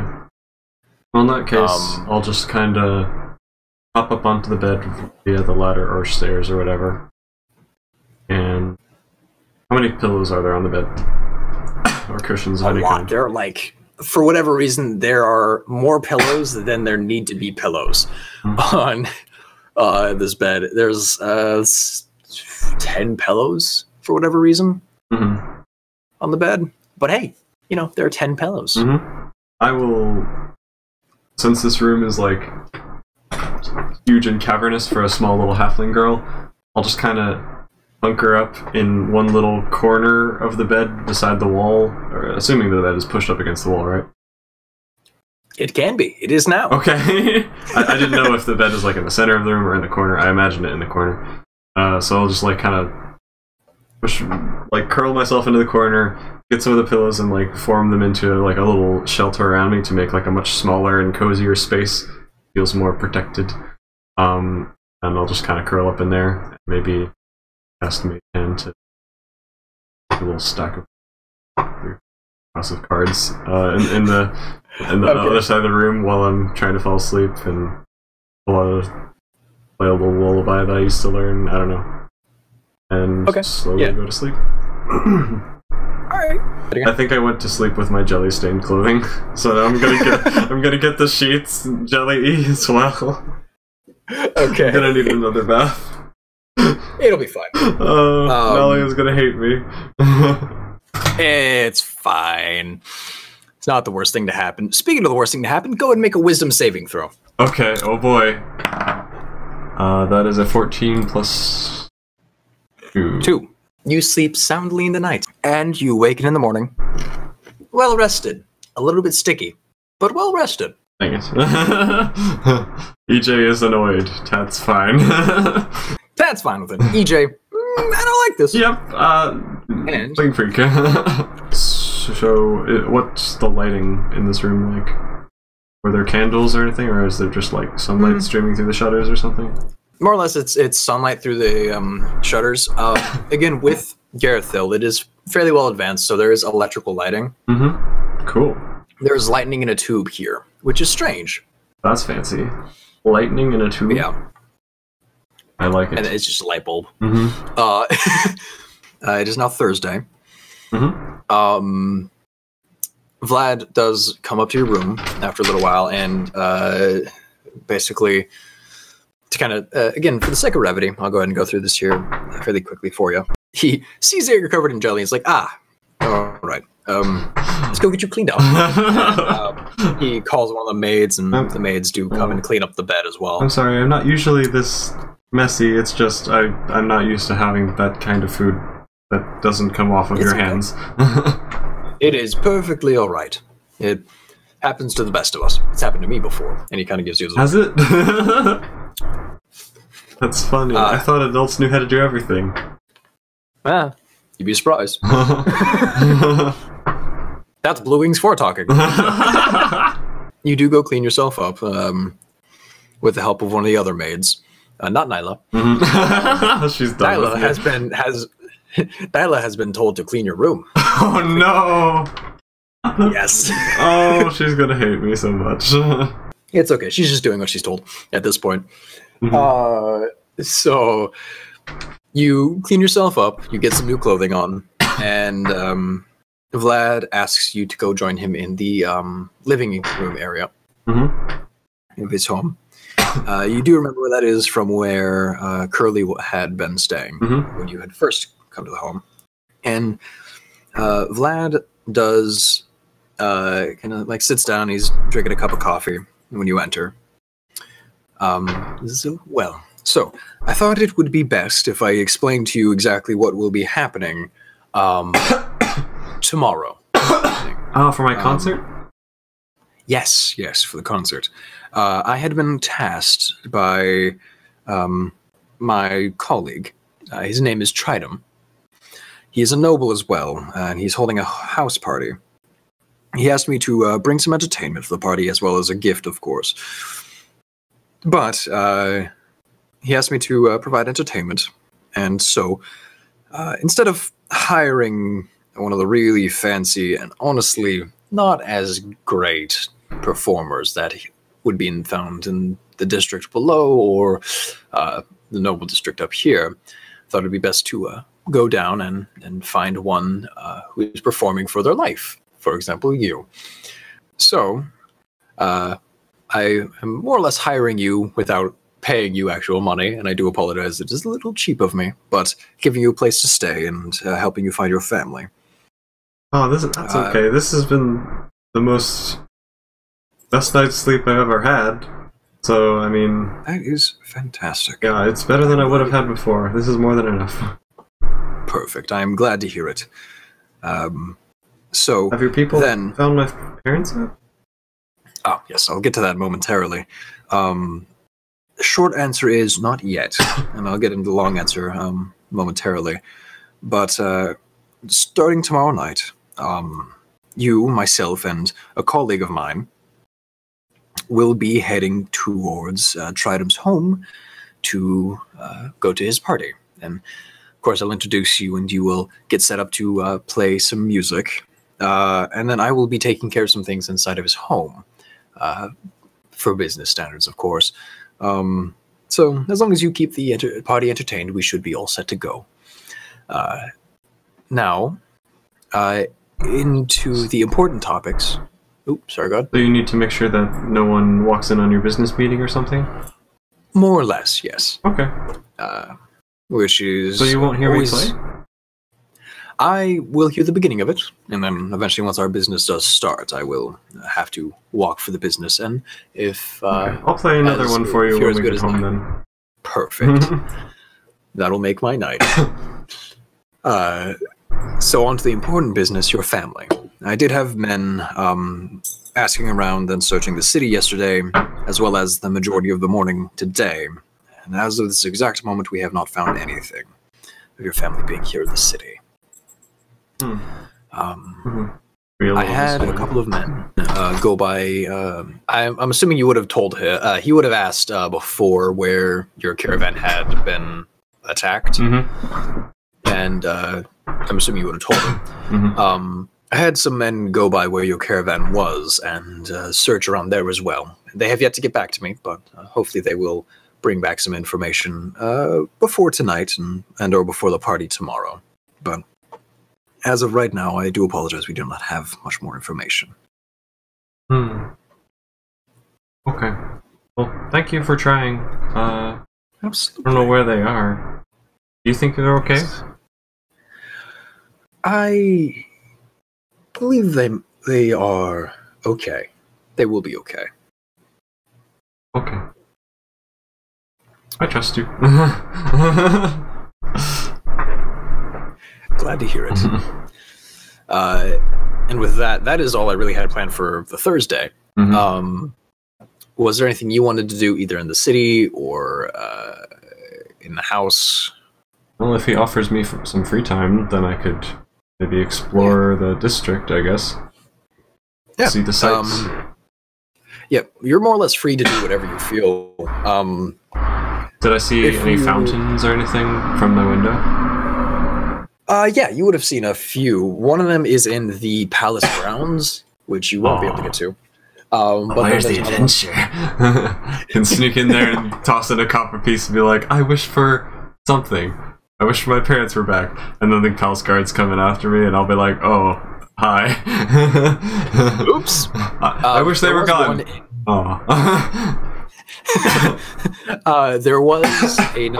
There was another fountain in the city circle. So you could go to there and flip a copper in if you'd like. Which district is that in? You're the noble district. Oh, okay. You were walking around with Curly. Okay, yeah, I could check out that one, I suppose. Alright. I'd probably ask permission from Vlad to go out or something. Vlad's perfectly fine with it. He does offer Steve come with you, be a bodyguard. Yeah, that's fun. He's a fun person. Sorry, look at him. He's very very fun. Really, he's very. No, it's fun. Yeah, he's fun. I had fun with him. He's nice. That's great. I'm glad. He says he likes reading. Do you like reading? Yes. I do. I have my own library, in fact. Whoa, that's so cool. I think I saw some of the books. There are some of them in my room. They all fell down. Yes. That's okay. I didn't have anything to do with them falling. That's okay. Nyla picked them up, probably. So, Steve does accompany you to the city. I'm sorry, I lied about that. I did move them. You apologize as you're leaving. It's okay. I assumed as much. No problem whatsoever. So Steve does accompany you to the fountain, and you do get to the fountain. Do you flip a coin in to make a wish? Yeah, I'll flip in a copper piece, and I'll be like, I wish my parents were okay. Okay. Go ahead and remove a copper piece from your inventory. Okay. While I quickly do something here for you. So as you sit and make your wish, Steve is kind of keeping an eye out around you. You hear a small voice. By the way, am I getting less weird looks now that I'm in fancier clothing? Oh yeah, now that you're dressed nicely, no one's just giving you a second look. Okay, really. That's good. Even though I still have like a little backpack and ring and stuff. Oh yeah. Okay. I mean, that's not weird for a child to be carrying on backpacks and stuff. You hear a slight laugh next to you, and you turn and you see an elven man dressed in sort of raggedy-looking clothing, sitting on the well. Right then, I heard you make a wish. Isn't that nice? My name is Bazrar. Pleasure to make your acquaintance. I'm a genie. What? Yes. I'll just like be like, what? You're a genie?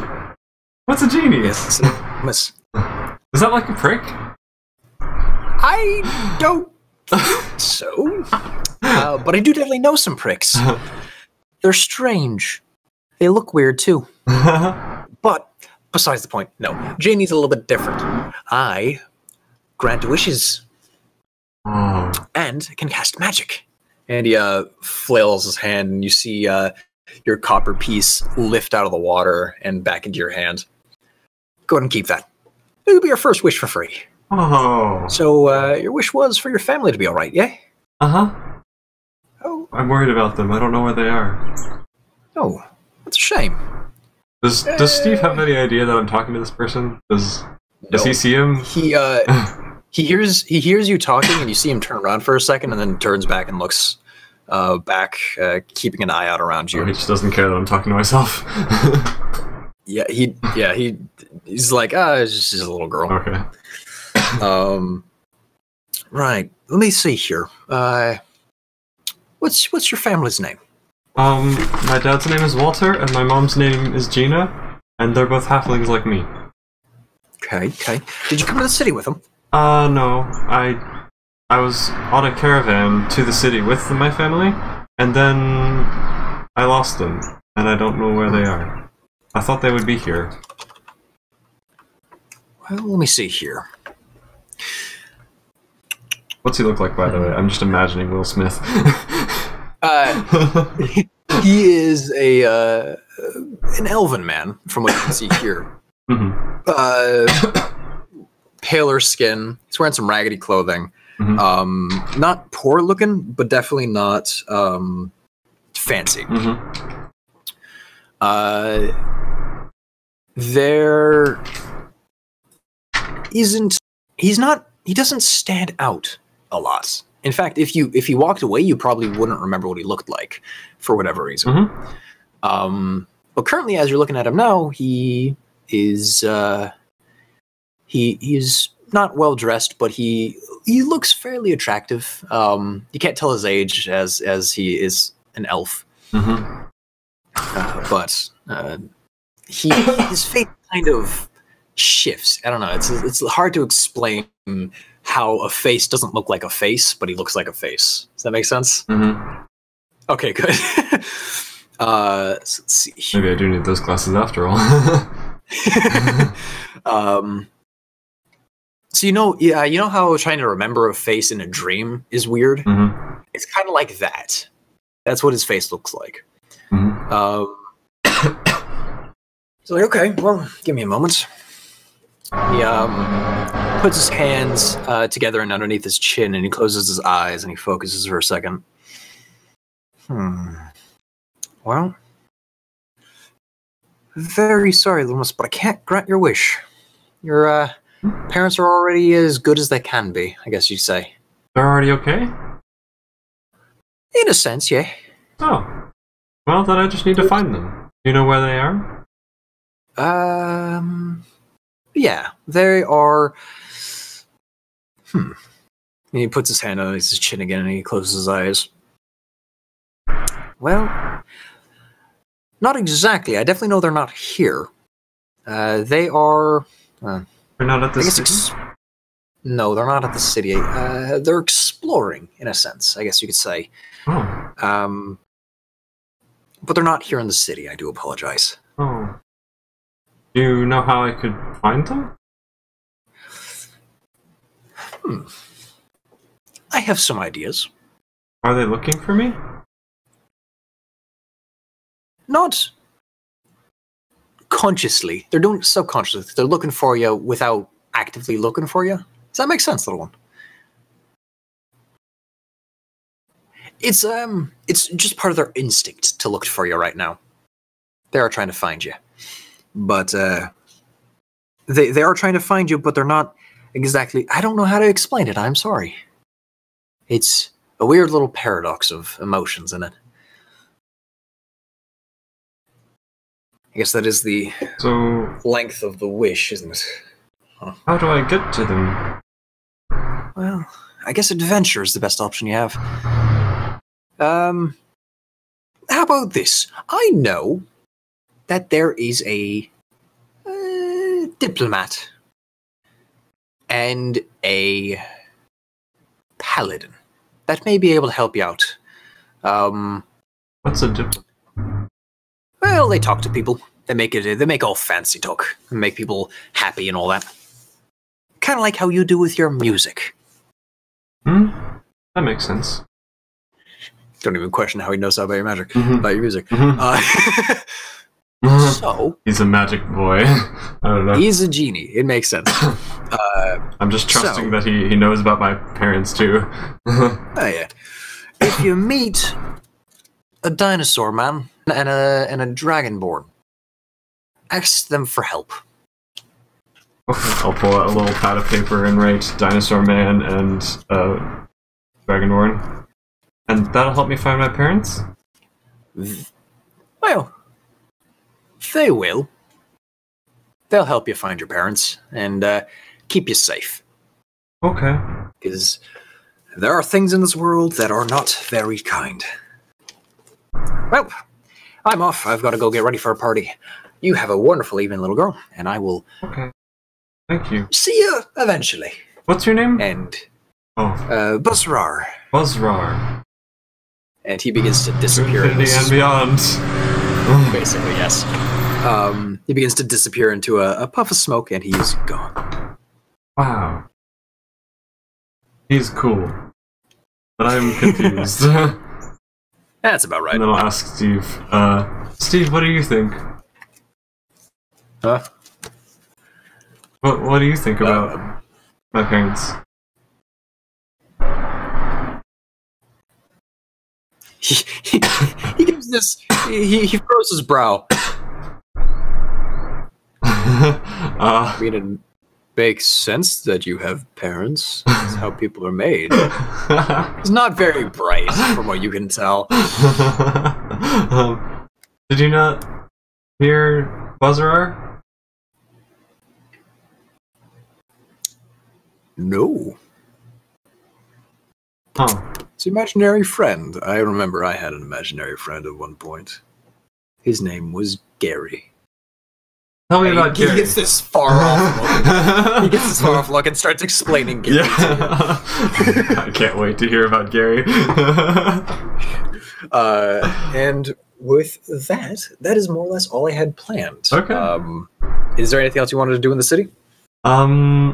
maybe just look around at some more magic shops or just any other cool stuff that's around the Noble District. Alright. But yeah, so look around. now I'm going to be, I guess the best clue I have to find my parents is I don't know where they are. I'm not sure whether to be hurt if they're looking for me or not. And I know they're not at the city, but I'm supposed to look for a Dragonborn and a Dinosaur Man. That's basically what I'm going off of right now. So I don't know whether to keep being focused on doing this job for this boy or not. At this point, I feel like, or Tat feels like she's indebted to him for the kindness he's shown her. So she's still wanting to do it as she looks for these dinosaur people, but she doesn't know. So just kind of stick with the status quo, I guess, at this point as she's looking around. Alrighty. So yeah, you continue to look around. Go ahead, just roll another perception check for me. Okie doke. Not 20. Awesome. You find some really nice looking food. Oh, and no money for it. Steve buys it for you. Gasp. Also, while looking around, you find some other things that catch your attention. You just kind of run off, and Steve follows behind to make sure you don't get into danger or anything like that. Mm-hmm. And eventually the day begins to wind down, the sun begins to set, and you make your way back to Desiree's house, the home of Desiree. Mm-hmm. And with that, the day passes by fairly uneventfully. Do I see any dinosaur people or Dragonborns? As you see a lot of Dragonborns. So I'm assuming you would have seen a lot of Dragonborns, and you do. Being a little girl, you probably ask them, "Are you a paladin?" Yeah, I'll probably walk up to most of them and be like, "Hey, are you a paladin?" Okay. And they would come across saying no. Yeah. Okay. And with that, the Thursday would come to an end unless you wanted to do anything else. Well, that's probably it. I'll just explore, wide-eyed, curious, looking at any magical things. Are there any performers that are doing? Yeah, there are a couple street performers going around. Some of them doing some simple magic tricks. Another one playing some music. Mm-hmm. The music he's playing isn't great. Mm. He's good, but he's not fantastic. What instrument is he playing? He is playing a lute. Mm-hmm. Can I try to harmonize with him? My own instrument? Yeah. Go ahead and roll a performance check for me. Okay, doke. I'll just, not asking permission, just kind of, try to figure out how I can fit into the melody. That is a 10 plus 6. 16 again. Okay. You harmonize fairly easily with it. And it makes the tune a lot better. Yay. More people begin to take notice and begin to throw him some change. And halfway through, he gives you a nod, thanks, didn't ask for this, but thanks. Yeah. And by the end of it, he does give you 3 silver as a thank you. Awesome. So, then, we can end things off there, or basically episode 1, where everyone is going to be playing together, mm-hmm. will be taking part at the party. Awesome. Sounds good. So, to kind of speed things along a bit, you go to bed, make another wisdom saving throw for me. Okie dokie. 15 plus 2. You head off to bed, wake up in the morning, well rested again, mm-hmm. and you begin to get ready for the party. Yay. As you do so, you get well dressed. Eventually, it gets to around 5 o'clock, which is when the party starts. Mm-hmm. You're well dressed, you've got your instruments, and Steve, along with Vlad and Nyla, are all going, along with you, are all going to the party. And mm-hmm. that is where we'll go ahead and end things off for next session. Awesome. That was fun. Yes. I am glad. Can't wait for the party. I'm concerned. Me too. That's not, though. Tad's down with it, yeah. That's having a great time. Everything is unicorns and rainbows. Everything's gonna go great. everything is gonna go great and on fire. I mean, great. I say great. I think it's gonna go great. I'm concerned. Great, and possibly on fire as well. Yeah, maybe plants. Who knows? Plants?